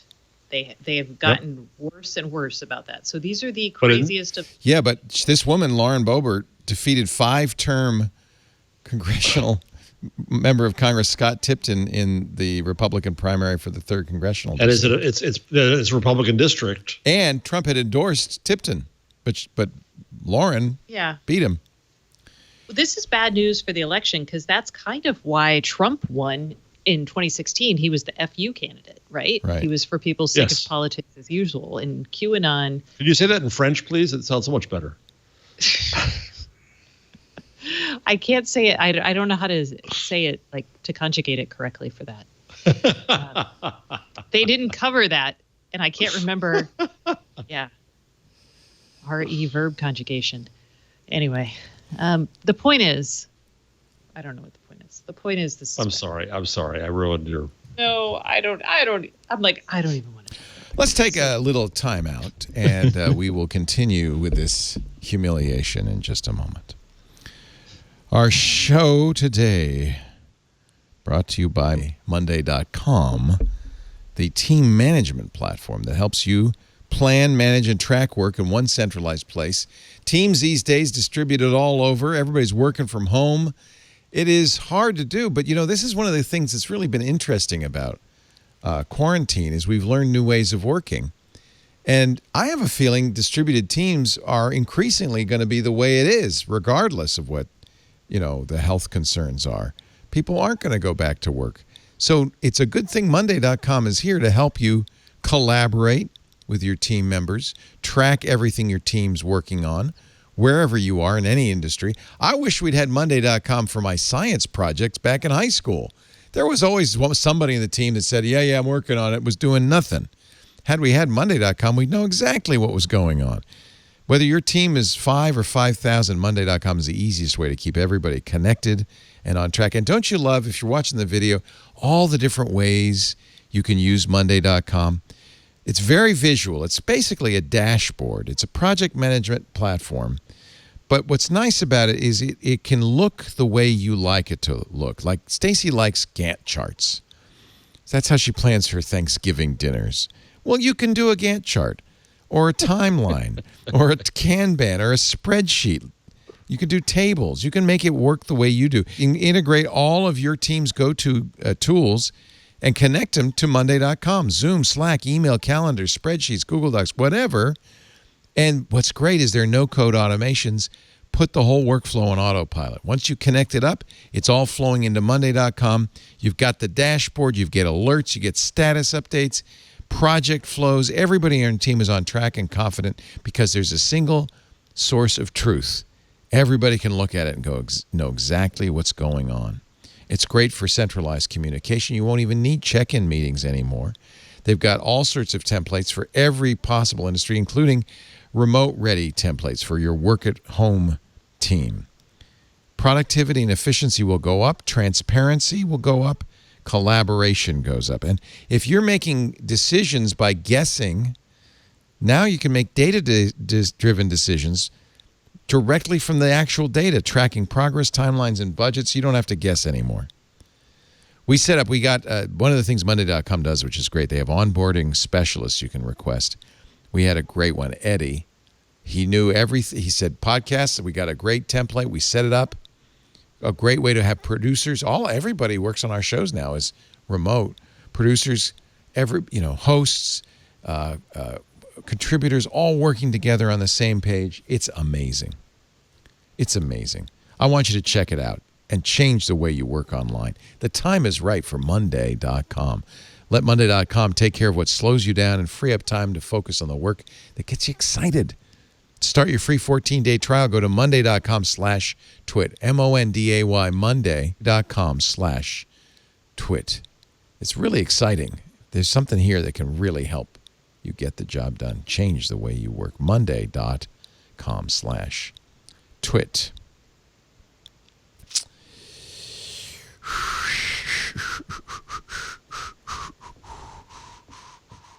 I got something to suggest. Okay. I'm looking for something to land on. Trying to figure out. The Zoom box. Yeah, you like the Zoom box? Did we know that Zoom was going to come to Portal and No, this is the all news. the smart things? This is the news. This is the news. Yeah. This is I news. think it's.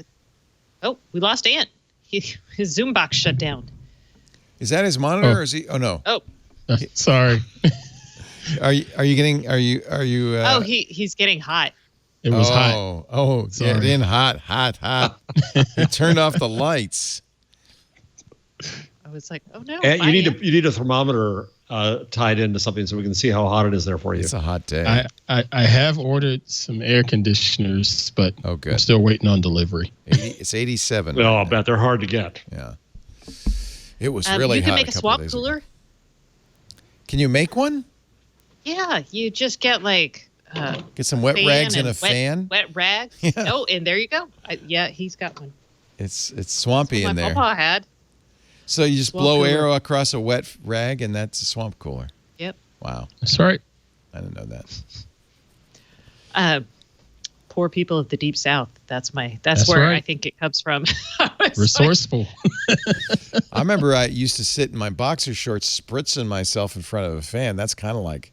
This I do not want to envision. That's kind Pretty of similar, but It requires action on your part. yeah. All right. All right. We were talking about something what were you else. talking about? What's Zoom and all your devices. So, Zoom is and going to be available this on is everything. part of the changelog, but we'll mention. Oh, is it? I'm this sorry. morning I woke up because I saw that Google is going to add Duo and Meet to the Nest Home Max. Microsoft has announced they're going to take that Lenovo screen that's a Google Home screen, but they're going to take that and they're going to make it a Microsoft Teams device. And now we hear that Zoom and other conferencing technologies are going to make it to Facebook's Portal. Same idea. So I ordered another. I have one in the kitchen, but I ordered another because I thought this is actually. At first, I thought stupid. Why do you need this? You got a people computer. have been asking us for this. This is like one of the top on our little show. We have a call-in question line. I've had at least 4 or 5 questions from people asking, how do we do this? And the answer, unfortunately, was always, you can't. So Right. we never So I ordered pretty lousy the Nest Hub Max because that's the one with the camera. And I'm hoping it's small enough that I can just put it in front of my computer, just right below the screen. If it can't, I'll mount it on a shelf right above the screen. And the reason I thought, well, this is dumb because I can do this with my computer, but this is kind of a standalone dedicated Meet or Zoom or Duo device. And because it's the Google Hub, it recognizes me. It shows my calendar. I can send audio messages. I can say, send a message to Ant. We're going to start 10 minutes late. It will record that voice and send it to him. I can make phone calls. I can play music. I can actually say, play some music on my stereo. I can control the lights. Now I'm starting to get into this idea that maybe this little box could be the assistant in my office, my home office, sitting right on it could be like a little mini Karsten, only more obedient. You got to put a bow tie below it. More obedient. More obedient. And sitting right in front. I thought maybe this is a good idea. I didn't think about any of that, but I did think that this is just further proven that working from home is definitely normal and it's probably going to be that way for quite a long time, not just for the rest of this year, but next year and beyond, if we continue to get tools like this to help make it more of a simplified approach to get work done. In theory, you can even use your voice. You could say, hey, who, start a meeting, and on the screen. And you'll be glad to hear Stacy and Jeff beta support for G Suite accounts. But you have to go to g.co/G Suite. Now, does the Google Assistant Hub beta. Max follow you around if you move? No, I'd have to attach it to a Boston Robotics spot dog. Well, the portal will follow you around, right? Where are we you need- going, so the Leo? camera- Does it follow camera you in around? the- Yes, it does, Yeah. doesn't it? Yeah. Yeah, Yeah, the camera and yes. I thought you meant like from room to room, Jeff. And Because I was would love to be As able did to. I. No, no. It will. You can switch. I want to Yeah, be you able can to do that. lecture by pacing. Yes. I want to stay with the to a whiteboard and certain pace. extent. You know So- what? so- That's what graduate students are for. Just bring it. Just have them aim the camera. That's all. Yeah. No, So it will Zoom's going to follow be you around. on all of them, right? It's going to be on Google and Facebook and Eventually, Amazon.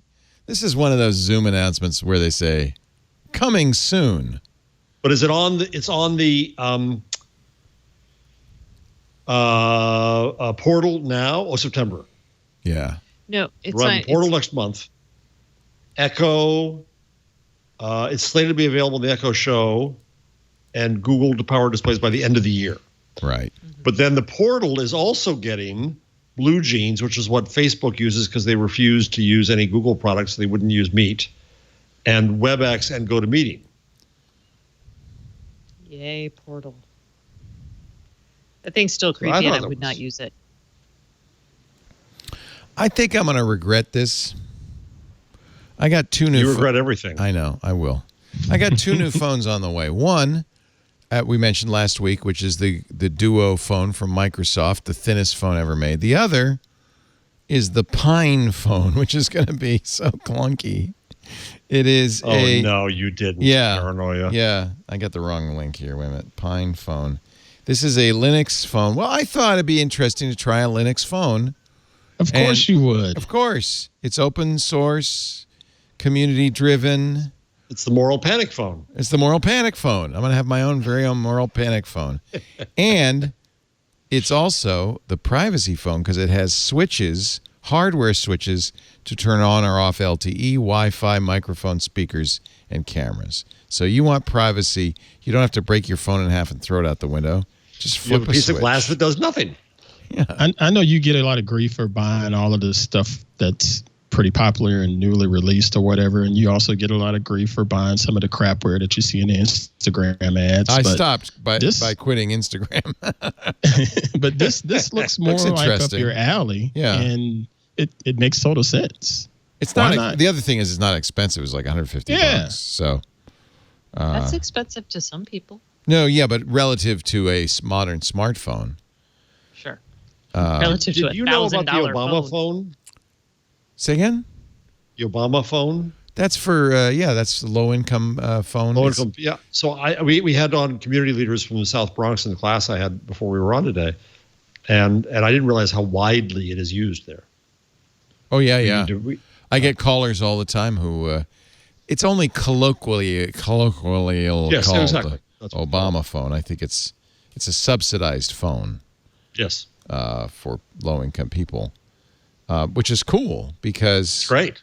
Right. Nowadays, it really is the way people connect. Yeah. Without it, you're not connected to the world. Yeah.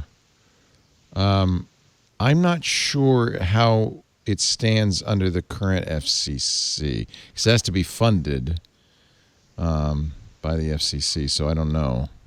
It comes from the Lifeline. You know, we all pay that Lifeline fee. Yep, a fee on our cell phones for rural and others. Yeah. Yep. It's called a Lifeline phone, really. I think that's the actual Lifeline phone service. What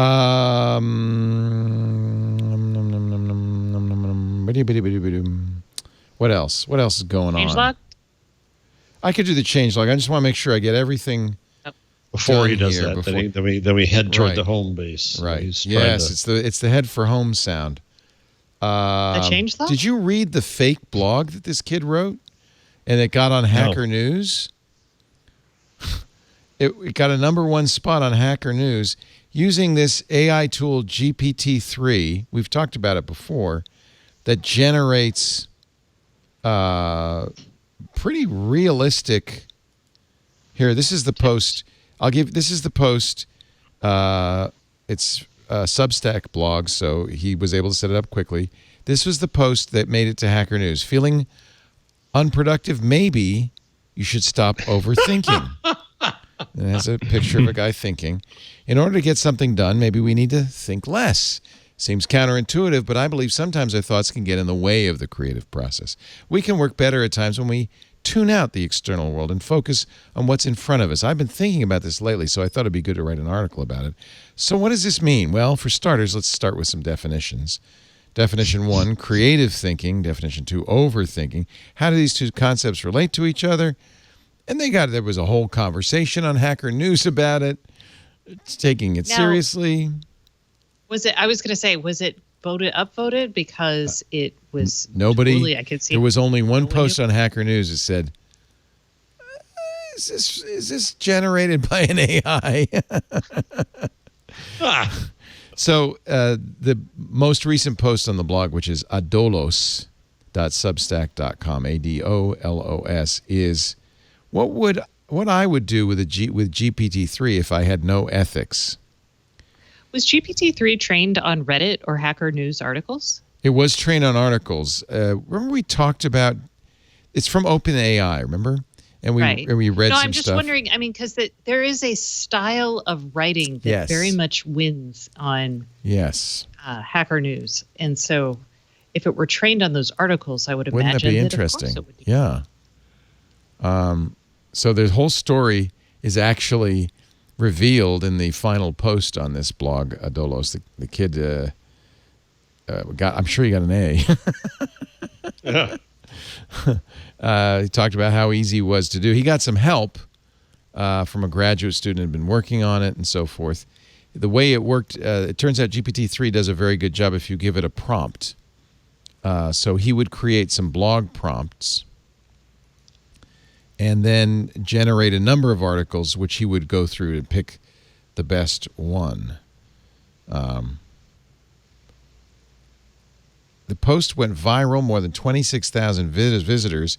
Only one person reached out to ask if the post was AI generated, although several commenters did guess that GPT-3 was the author. But the community downvoted those comments. We want to hear that. No. Let him think less. It's really a wild story. He's a computer science student at the UC Berkeley. That's what I was going to ask. He had to get access to the API, which is not public. Only researchers can get it in a private beta from OpenAI. But he knew a PhD student who had access to the API who agreed to work with him. Poor, the student wrote a script that gave GPT-3 a blog post headline and intro. It would generate a few versions of the posts. Then he'd choose one for the blog, copy-pasted from GPT-3's version with very little editing. So it sounds like there might have been a little bit of a tune-up on this. Liam Poor was the student. So maybe we are getting a little closer to that.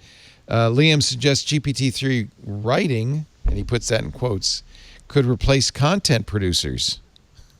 The whole point of releasing this in private beta is so the community can show OpenAI new use cases that they should either encourage or look out for. Notably, he does not yet have access to the API, even though he's applied for it. He said to MIT Technology Review, "It's possible they're upset I did this." Really? I don't know why. It's a proof of concept. Pretty darn good one, too. It worked. Yeah. So apparently, according to Deadline, CBS Interactive, Viacom CBS, is now in discussions to sell CNET. Oh, buy it. Ruh-roh. Oh, buy it. Should I buy it? That would be turnabout is fair play. That would be justice. 500. It's still 500 million. That's down the 1.8 billion that CBS paid in 2008. But it's still 500 million.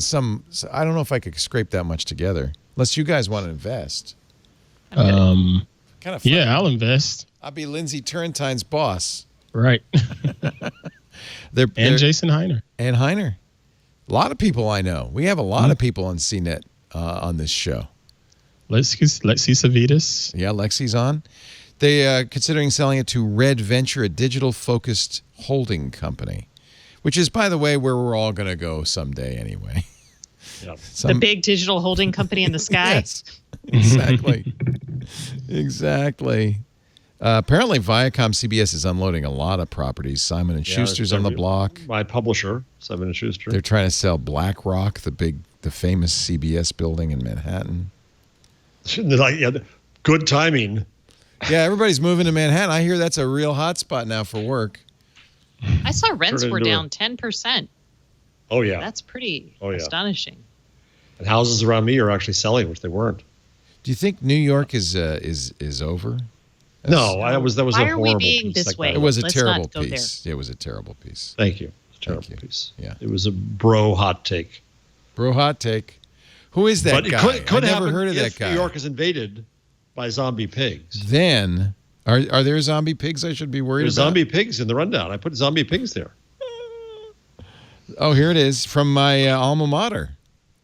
Scientists restore some functions in a pig's brain hours after death. Note, this research was not done at Harvard. Which also means this isn't useful at all, huh? Hey, shut up. 4 I got you hours back, after Mr. its Bondi. death. Yeah, that you did that first, Karsten. I know. Yeah, I did. So we have gin news for Stacy. Gin news? Tell me more. Big Huge gin gin news.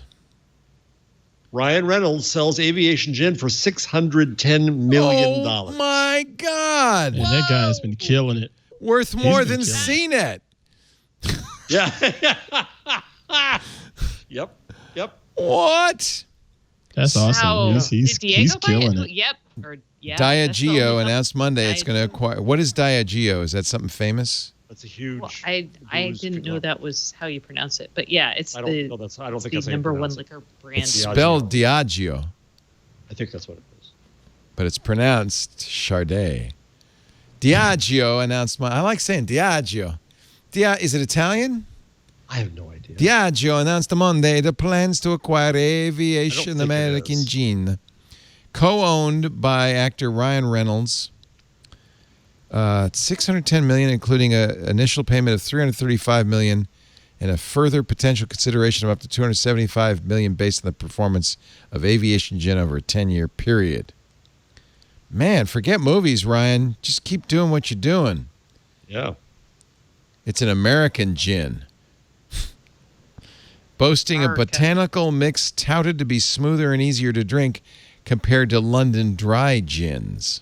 Now, Stacey, you were somewhat dismissive of it when I mentioned it after he did that cool ad. Where do you rank Aviation Gin? It's not in my top 10. It's kind of a boring gin. Boring. But American. I like gins that have a little something, like a little uniqueness or punch. So I like 209 because it has a hint of coriander, right? You can taste that in there, and you're like, oh, what's that? Cool. There's coriander in my gin. And Aviation, it is very smooth, but at that point, you might as well be drinking vodka. Yeah, I don't want smooth gin. I want gin with some. I mean, I want smooth gumption. gin, but I don't. I want to have something, and I don't feel like. And I've had some terrible aviations made with this, and I feel like people got the idea that if I just use Aviation Gin, I can mix an Aviation poorly and it will still be good, but it's not. It's a horrible drink if someone makes it wrong. Renolds also, I should say, owns Mint Mobile, one of our sponsors, or at least partially owns. And, really? Oh, yeah.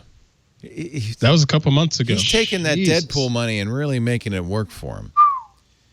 And he has now created a streaming service with only one movie on it.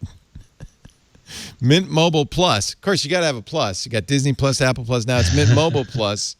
Ryan Reynolds, Foolproof. Is that a real movie? Is that a real movie? I guess it is. It's a full-length, hour and 28-minute movie streaming. It's the only movie on Mint Mobile Plus. Good on you, Ryan Reynolds. Isn't that hysterical? I love Ryan. I want him to be my best friend. No, I don't know. I was like, look at this. Look at the carousel. Okay, so it looks a little like Apple TV Plus, except that it's the same movie.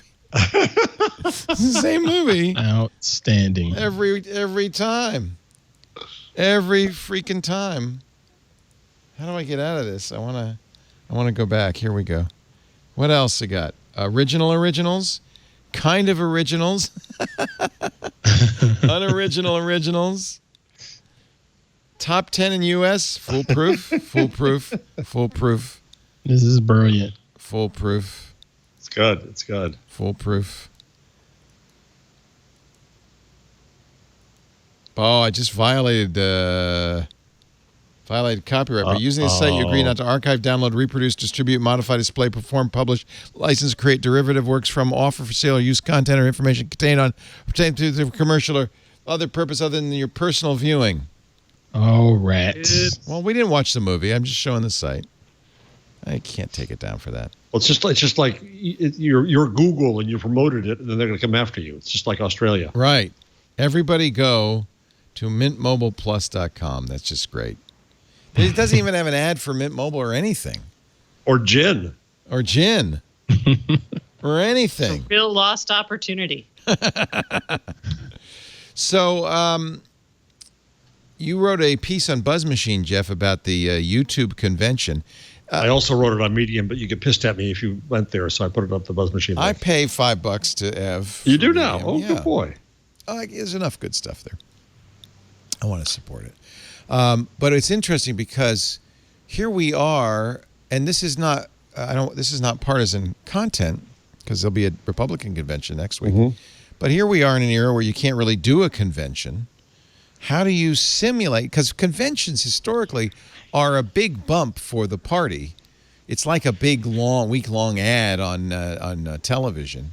So how do you get all that, gin up all that excitement, get all that attention? And you call it the YouTube convention. Did it work? I think it's appropriate to the age. I think so. I mean, if you watch Michelle Obama, I mean, what I mean by YouTube, too, is the intimacy of it. Right? You watch Michelle Obama, and she's just talking to you. Yeah. She's not talking for a television camera. She's not talking for a huge cheering crowd. She's not doing all that. She's talking to you. Yeah. And then I saw a clip of Hillary Clinton closing the nominations and nominating Obama. And the noise and all this and all that. Yeah. That was just, it was a BS thing that was made for television. But the next generation is a YouTube generation. They didn't try it this way. They had to do this, right? They were forced into it by the pandemic. But I found it fascinating that it really is appropriate to the time. and is more conversational in a way, because you can rather than just applauding, you can talk about it on Twitter. You can send it around. You can in a normal remix your own tone of convention. voice. In fact, that's Exactly. one thing. And Joe Biden's having a little difficulty with this. The older Pauls are having a little difficulty not declaiming. Bernie Sanders shouted the whole time because they're used to giving speeches. And so it's the younger people who had a little more comfort with. Michelle Obama was a good example.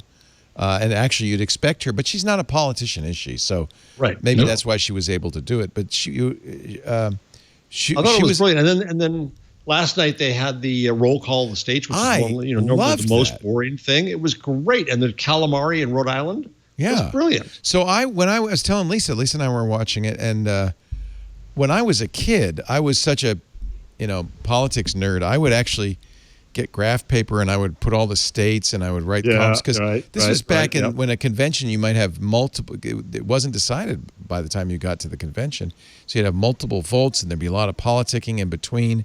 It was really the smoke-filled room, and so it was really fun.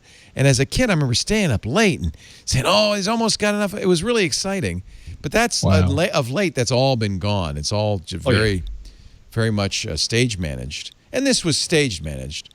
But at least we got to see the states. I really enjoyed it. It was, and also they had a time limit, so it wasn't going to go on forever. Carson's making an excellent point. He's channeling it right now. Let me hear it. He says, and I agree with him, the use of celebration when he crossed the threshold was a little bit cringy. I agree. Okay. And they couldn't do a balloon drop. And honestly, Uncle Joe didn't really know what to do.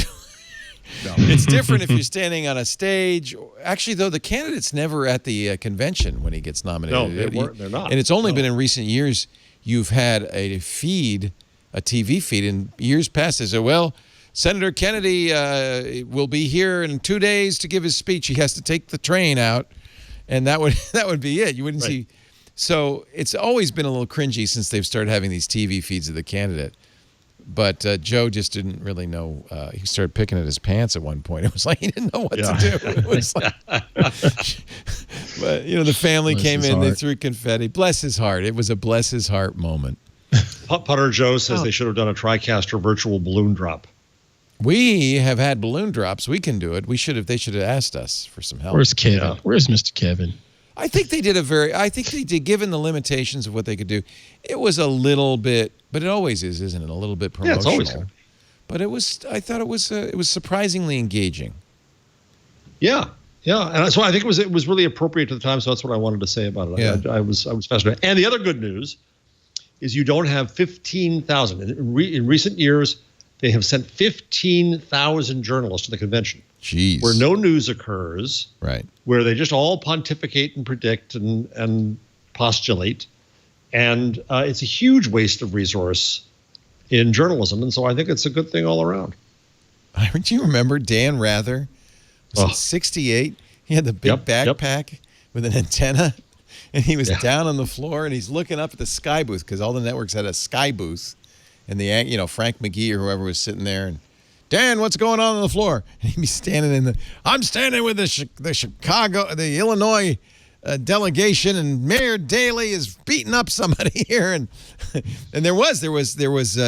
would get roughed up down there and stuff. That was wild.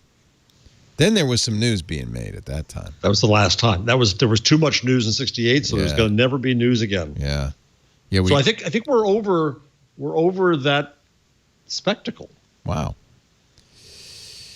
I don't know what Trump's going to, because Trump dies for the spectacle, right? He is of the spectacle. Well, what do you think? So next week, this will be actually, if anything, the only thing that'll be interesting to me and you will be the comparison between how they use the technology and so forth. I think it'll be very interesting. All right, let's get the drums. Let's get the music. Let's roll the tape. Let's have a spectacle, please. I know. And it's time for a balloon drop. It's time for the virtual balloon drop of the Google Changelog. The Google Changelog.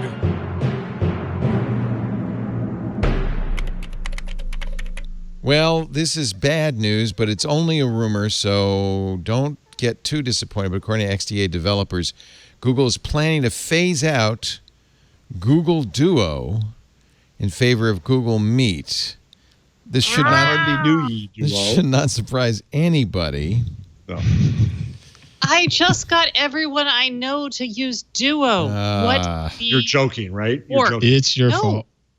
No, you're serious? You really did? Yes, my parents, my friends who call to help me with things. That's what my family uses. It's Duo. Don't get depressed. It's going to take a couple of years. Google issued the following statement in response. We are fully invested in Duo, which has seen astonishing growth during the pandemic. People all around the world are relying on video calling more than ever. We have no plans to interrupt that. We're adding new features. We kill everything we make. We kill all our babies. So, yes, it'll go someday when you least expect it.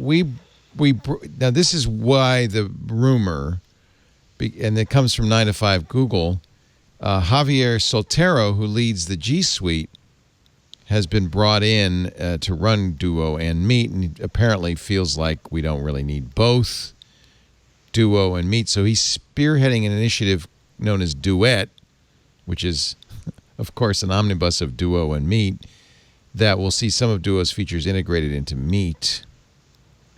But Google says, we brought the Duo organization under Javier Soltero's leadership in May, and it follows we're looking at ways that our video calling products can improve alongside one another. So it's a little bit of a non-denial denial.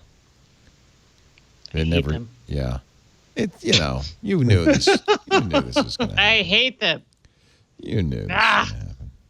So the other thing... At least they're consistent. The other thing that actually, the other story that came out today that was part of the reason I got myself a Google Nest Hub Max is they have now multi-room audio control from the Nest directly.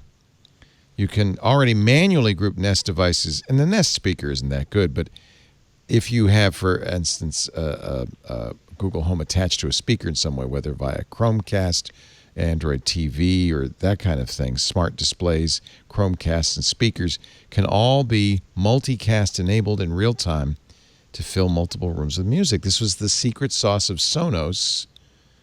And I have to say, I'm never buying another Sonos product again. It's now just a mess.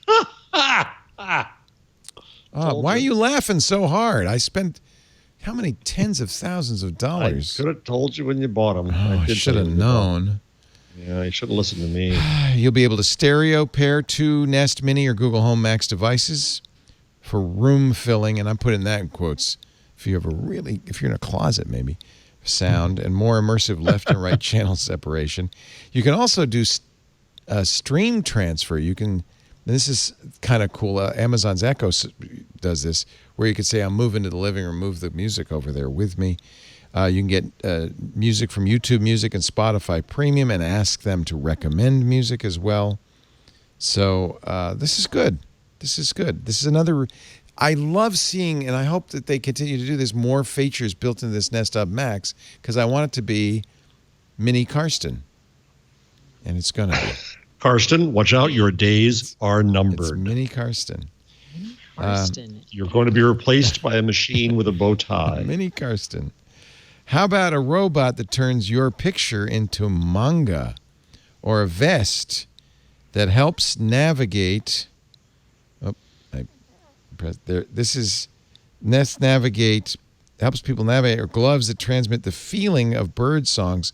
Some of the finalist projects presented in New Orleans during the ACM Symposium on User Interface Software and Technology and their Student Innovation Contest. And there's a nice video on the Google Keyword blog of some of this innovation. So... see, feel, and hear the invisible. It's kind of cool. That is pretty cool. Yeah. Makes me think about, there's a documentary I've been watching that's talking about synesthesia and how people with this particular brain disorder can see colors based on what they feel and hear, things like that. 9 finalist teams had 3 months to use these kits to create interactive experiences with cardboard prototypes. There were 2 types of awards, the People's Choice Awards and the Jury's Choice Award. The jury's choice went to team visionaries Dennis Dietz, Stefan Langer, Kirill Schmidt, Daniel Neumann, and Felix Dietz from Ludwig Maximilian University of Munich in Germany. They developed a haptic vest that had a camera for visually impaired people, vibration sensors in the back. It detects objects in front so they can navigate around these obstacles, feeling it instead of seeing it. So that was the juried finalist. I don't know who the People's Award winner was. I don't know if they said that. But that's pretty cool. Oh, time for a martini. What are you doing? Sorry. Is that a shaker? It was a shaker of ice. Sorry. And what else is in there? Thought I hit mute. What else is in there? It's just my water. Oh, I thought I hit mute. I'm sorry. A furious typing of a tweet. I thought it was a martini on the way, and I could have used one. I'm sorry. Google Travel has now pandemic-related travel planning information. When you do that search, you'll get information about COVID-19 trends. You'll get information about whether cancellations are offered. Lots of information. Took them a while to get that, but now it's there. I guess they're doing a lot of good things in other ways. I mean, they have the business updates that let you know, like, hey, has someone actually come in and updated this information because that's of COVID? good. And that's good. that's helpful. Yeah, we should update our information. Like, you can't come in. Google Maps is getting a lot more detail. You'll be able to better see natural features. Streets will be easier to navigate. Here's an example on Iceland. The new map design does a better job distinguishing between the ice caps and the greenery. So you can actually now see those ice caps. Google says it uses satellite imagery as the basis for the redesigned maps, and it has a new color mapping algorithmic technique. So here's the before. Actually, here's the before, and here's the after. I kind of like the before better. Cleaner. Before makes Iceland look like it's all ice, which it's not. That's right. It's only right. a little ice. Space. Makes it look more like Greenland. So that's I Rim guess. shot. How about this? Here's you can see vegetation on the northern coast of Morocco. So this is not satellite imagery. It's just the non-satellite map imagery enhanced. So you can see that. I think that's interesting because you wouldn't necessarily assume that northern Morocco would be that green, but it is. It is. Yeah, I'm all for this. I love maps. This is Mount Rainier National Park, and now you can see elevations a little bit better. You can see where the mountain is, for one thing. See that? There's the mountain. So here's the Croatian coast. Next time you're going to Split, you can tell the difference between the beaches and the greenery because the beaches are brown and the greenery is green. Oh, that's nice. Now I know where there's a beach. Like that. Thank you, Google Maps. All right, I stand. Thank you, Google Maps. I want to hear Ant on the next one. Street View in London, New York, and San Francisco will also show off more detail. So just so you know. Yeah, Ant might not like this so much. In the past on Android, if you had a third-party app that needed to take a picture, you would often have a choice between a variety of cameras. Android 11, Google says for security reasons, is taking away the camera picker. You will only be able to use the built-in camera from now on. I see nothing wrong with that. Okay, I wanted to hear what you thought. I see nothing wrong with that. The stock software that Google has put together for photography, it works really well for just about whatever you need to do, whether it's just snapping your copy of a receipt for an expense or something, or wanting to go out here and capture the sunset on this fine, hot Northern California evening and be able to get all of the beautiful high dynamic range, even though you didn't necessarily try to. The camera knew you wanted that, and boom, it just did it in a click. So, yeah, just leave it as it is. Google if Apple were to do this, no one would complain. I think Apple does do that. I don't think you ever get to choose a third-party app. Google says it's for privacy and security. Maybe there were malicious camera apps or something like that. Carson does point out that this is a problem for Photoshop camera, which Adobe put out just recently, which is a really... Yep. Which they put it out last November. You didn't like it that much, I know. No, sir. It's not my style. You don't like popsicles in my pictures. I remember that much. Right. But you still can use. It's not that you can't use it. It's that it won't show up in the camera picker when you want to. If it's it's asking you for a picture and you wanted to try a different camera, Right. or maybe you're using this. You want to use this. If you're inside a Photoshop camera, you're giving that application permissions to your physical camera. Yeah, exactly.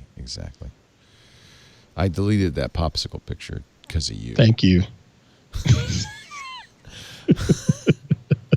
Finally, search is going to get better. This is going to really piss off somebody. Finding jobs, recipes, and products on search. They call them activity cards. They help you pick up where you left off in search, and they're being updated now to focus on 3 areas that are especially important: jobs, recipes, and online shopping. So you can get products. Thank you, COVID-19. Products from your activity. See that carousel right there? So if you've been searching for headphones, you might get a little carousel. Products. Thank you, COVID-19, because that's helpful right now. Yeah. Same thing for jobs. So the recipes will be helpful. You can actually. I sometimes find good recipes, and I'm like, oh, where'd I put that? Exactly. So once you search for jobs in a category, you'll actually get a list of jobs, and you can even turn on new job alerts. So it's going to help you do that. Let's see. You probably search for recipes. When you have a favorite ingredient or dish you make often, you probably search for recipes for it again and again. To make meal planning easier, we're updating the recipes activity card to show you even more relevant recipes related to your query. So when you search for, as I often do, chicken breast, you'll get recipes you've recently visited, plus maybe some other recipes that you might want to take a look at.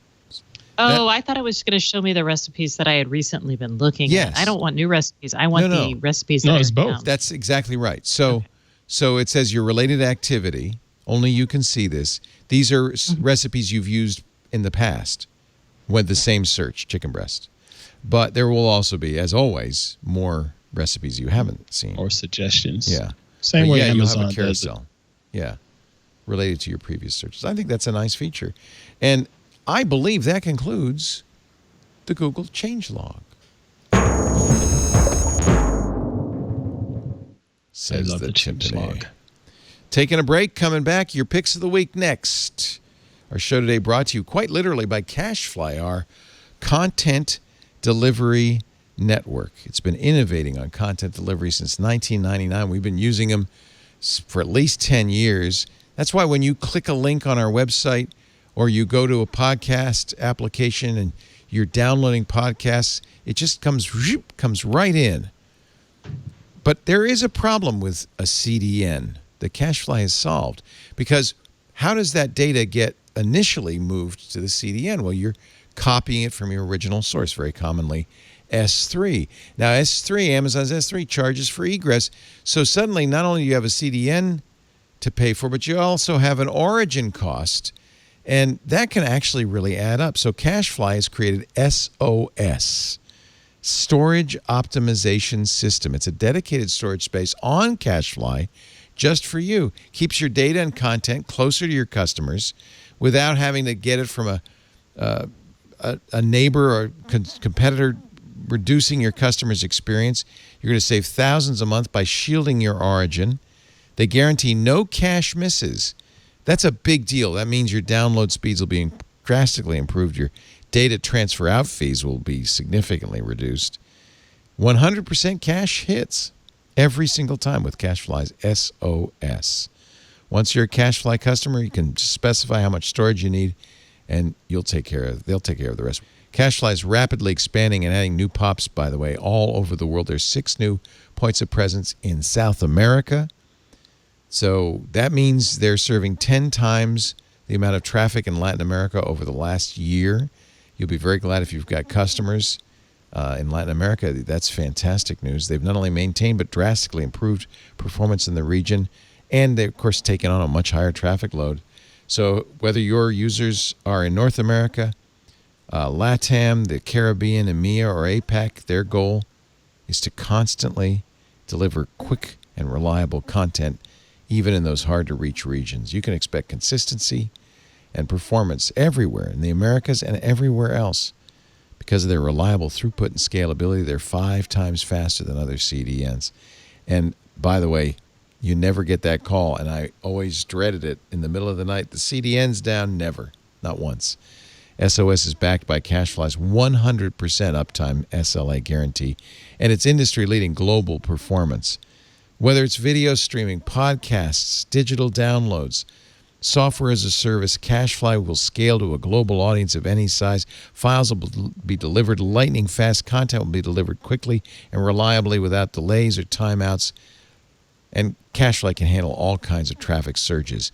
Our traffic's very peaky. You know, when a show comes out, there are lots of downloads, then it trickles off. But we never, ever run out of room on CacheFly. By the way, they've partnered, I want to just mention this because I think it's really great, with World Central Kitchen to help others in need. CacheFly's now donated over $50,000, and they have a goal of serving 300,000 warm meals to those who are struggling in these tough times through World Central Kitchen. Thank you, CacheFly. It's really great. With standard, powerful throughput, low latency, a high cache hit ratio, and 100% uptime SLA, CacheFly is your go-to CDN. Let CacheFly's SOS be your SOS. Right now, just for Twit listeners, CacheFly is giving away a complimentary detailed analysis of your current CDN bill and usage trends. If you're paying over more than you need to, in fact, many cases more than 20% more than you need to, you should check it out. twit.cachefly.com. They can really save you. They saved us a lot. twit.cachefly.com.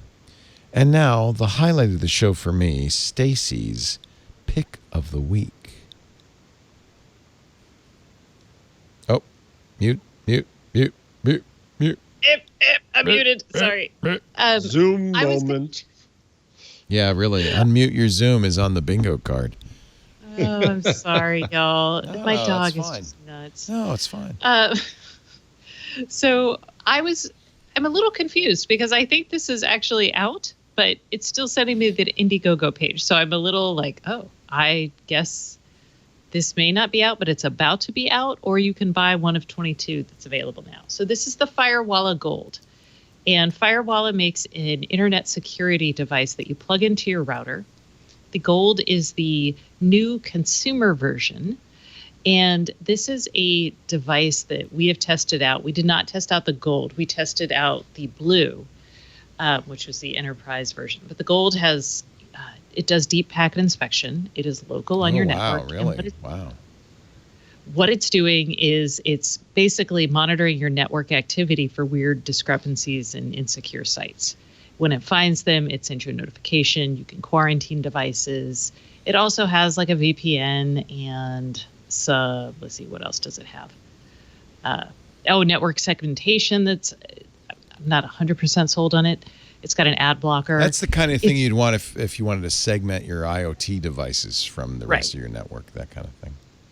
So this is a very powerful device. And the Gold, like the Red was the cheaper version that they had for consumers, but it was only for 100 megabit per second connections. And so it would slow down your network if you were using it on faster things because, it just didn't have the computing power to do the DPI. Now with Gold, it's super fast and it's awesome. And it can handle, they say, up to 3 gigabits, which is fantastic.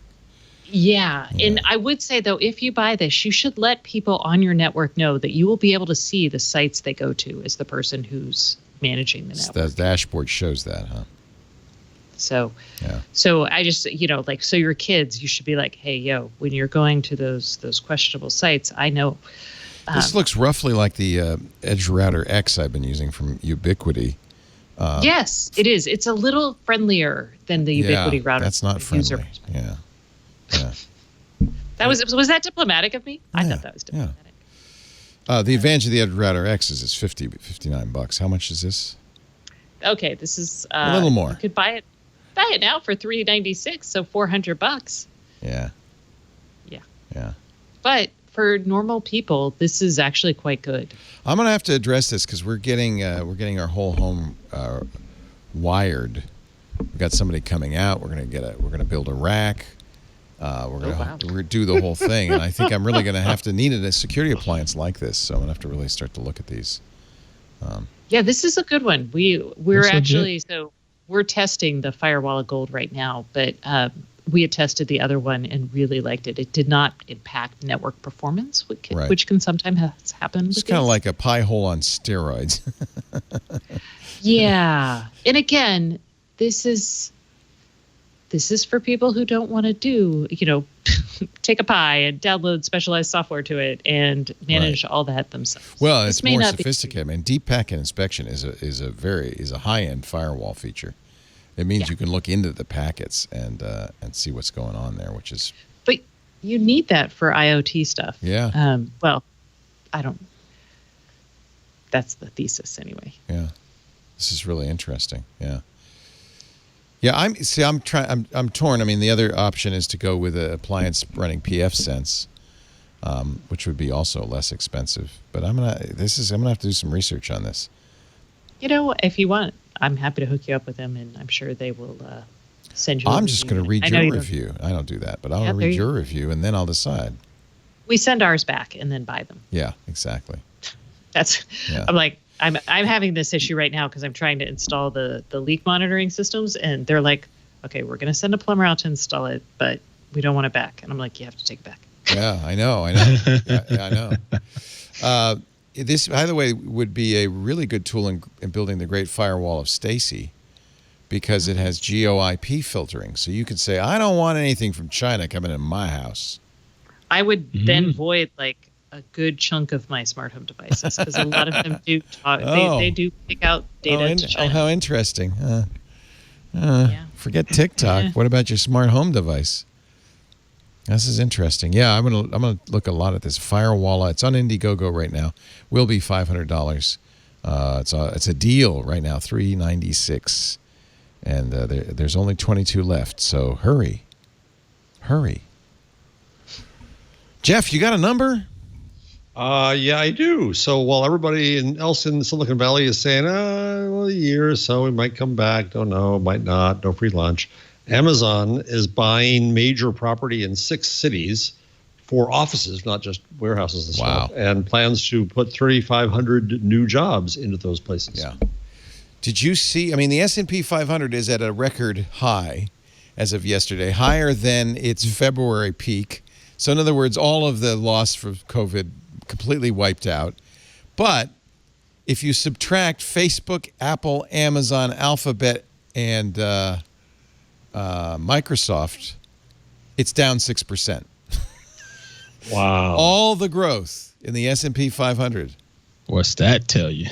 Yeah. Facebook, Apple, Amazon, Alphabet, and Microsoft. Those companies.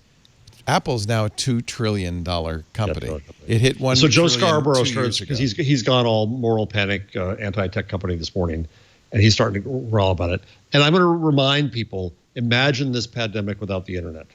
Yeah. And yes, they grew. Of course they grew. But yeah, of course they grew, and they provided the means to keep us in business as best we are, and sane as best we are, and in school, and many of us in jobs. And so they grew. Yep, they grew. And I say that having some stock in some tech companies. So. Amazon, Apple, Alphabet, Facebook, Microsoft. Just remember those. Power. That's power. Amp Pruitt, your thing of the week. My thing of the week is 2. First, quickly, Adobe Max registration has opened up. I wanted to mention that because people have shared with me that they wish they could have gone to Adobe Max, but it costs too much for them to fly there and so on and so forth. Well, like everything else, it's free now. So go ahead and register, and you can check out all of the different online sessions that they will be offering to help walk you through. You love that show, I know. Creating content. Yes, I do love it. Yeah. They'll have Jason Levine and Lisa Carney and many others, and Dave Clayton doing different shows. Keanu Reeves. You left Keanu Reeves out. Oh, yeah, that's for the keynote stuff, but that's great. But I like the meat and taters. You like the photographers. Yeah, I know you. I like That's the meat awesome. and taters. Adobe But yeah, Max is that's, coming up soon, right? October 20th through the okay. 22nd. October. All right. 20th through 22nd. But the registration is open now for free. And my other one is one's a content creator and the other one is a maker. And the content creator's name is Justin Maybe. And the maker's name is, I can never get her name right. Brandy Obey. Obey.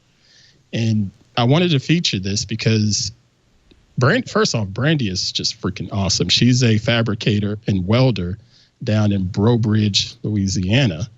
And Justin decided to start a YouTube channel and just document these makers like herself.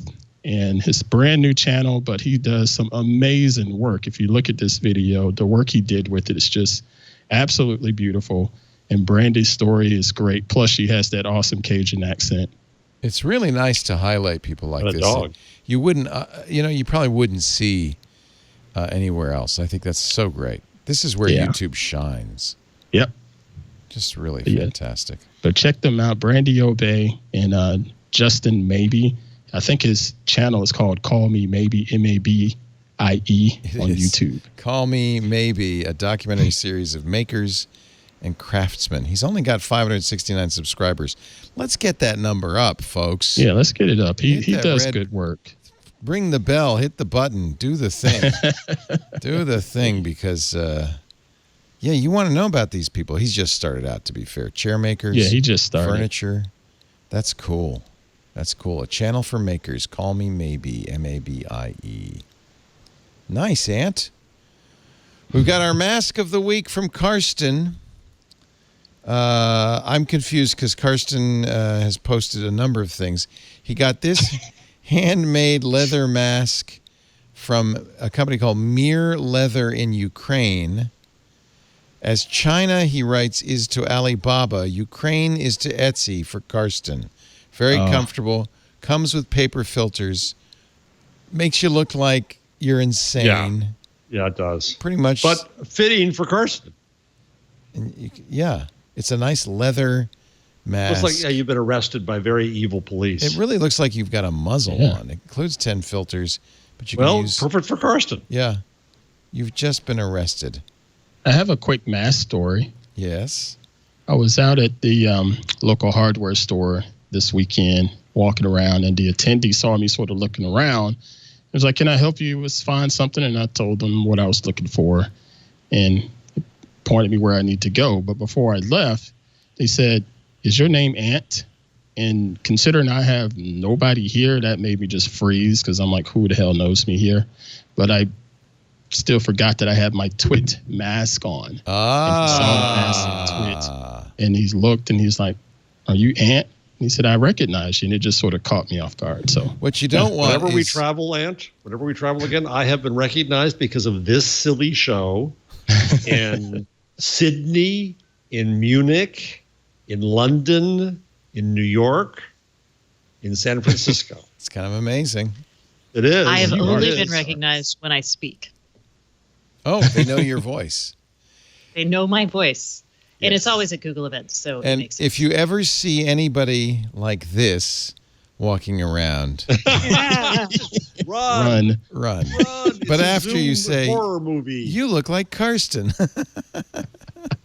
There he is in his leather. He looks like Karsten's serial killer brother. Yeah. and Yeah.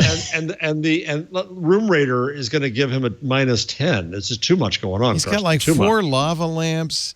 He's Yeah, got a Webby Award. He's also got an Emmy Award. He's got pictures of Tilda in the background. Those are actually quite good. It looks like a 3D printer. This is a mad Not scientist genius. workshop. Is that a Hieronymus Bosch? I think it is. Right behind him, a triptych. Yeah. Holy cow! That's basically an illustration of Karsten's mind, right Yeah. there. The mind of Karsten, as depicted by Hieronymus Bosch. I love it. I love it. And then finally, because one Karsten segment would be too few. Here's a YouTuber, you might like this, that builds devices it actually is a mask gun. Oh, It this was shoots- my favorite. I'm it glad we're shoots doing this. mask onto Karen's face, and that way, you don't have to deal with them. You just have to shoot a mask at them. It's. I don't think it's serious, but Could it be self-defense? look at that. Whoop. Look at that. It's got little weights that wrap around the. Oh, you missed. Oops. Oh, By the way, miss. I'm a little worried by Strangled how her. beat up oh, he's doing it himself. Holy cow. He's so excited it He's worked. so excited. I shot I love myself it. with a mask.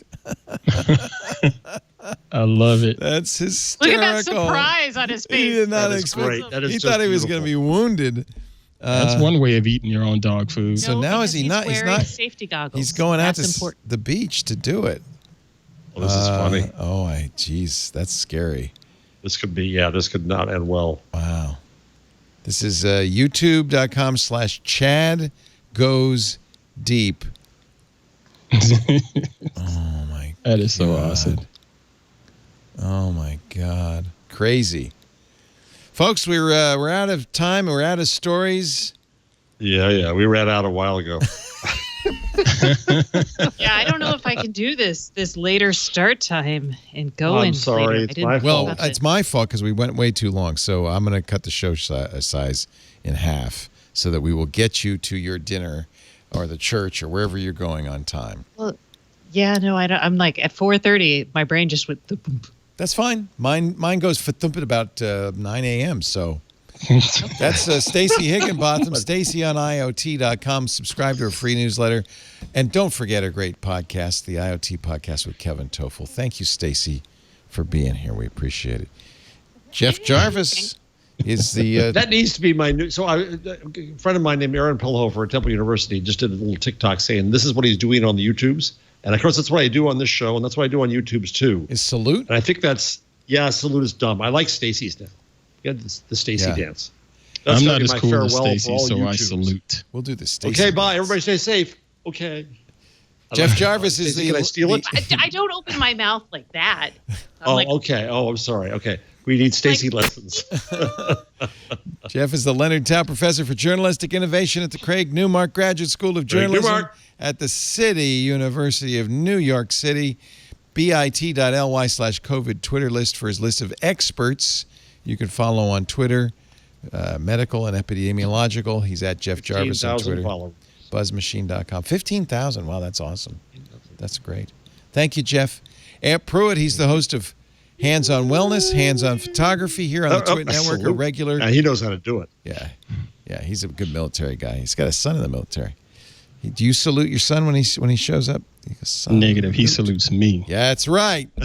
He knows he knows the chain of command. Follow him on twit.tv/hop. And of course, he'll be back here, as all three of you will next week. I'm sorry. That's the bad news. No. The good news is no, we I did- like spending time with y'all. Oh, thank you. Until 4:30. Until 4:30. No, that should be our cutoff. Until my brain just cuts right off. Absolutely. We do this show now at 2 p.m. Pacific, 5 p.m. Eastern. That's 2100 UTC. You can watch it streaming live or listen live at twit.tv/live. Chat with us in the chat room at irc.twit.tv. You can also, of course, get download versions from our website, twit.tv/twig. There's a YouTube channel dedicated to This Week in Google. Best thing to do, get a subscription from your favorite podcast client. It's free, but that way you'll guarantee you get every episode the minute it's available. Thanks, everybody. We'll see you next time on This Week in Google. Bye-bye. Want more Twit? Well, check out Smart Tech Today. It's at twit.tv/STT. It's the show where Matthew Casanelli and I cover everything there is to know about smart tech. It's automation, it's connected devices, it's smart home, it's all those goodies and so much more. We get the news, we get the latest devices, we do reviews, everything. You gotta check it out, twit.tv/STT for Smart Tech Today.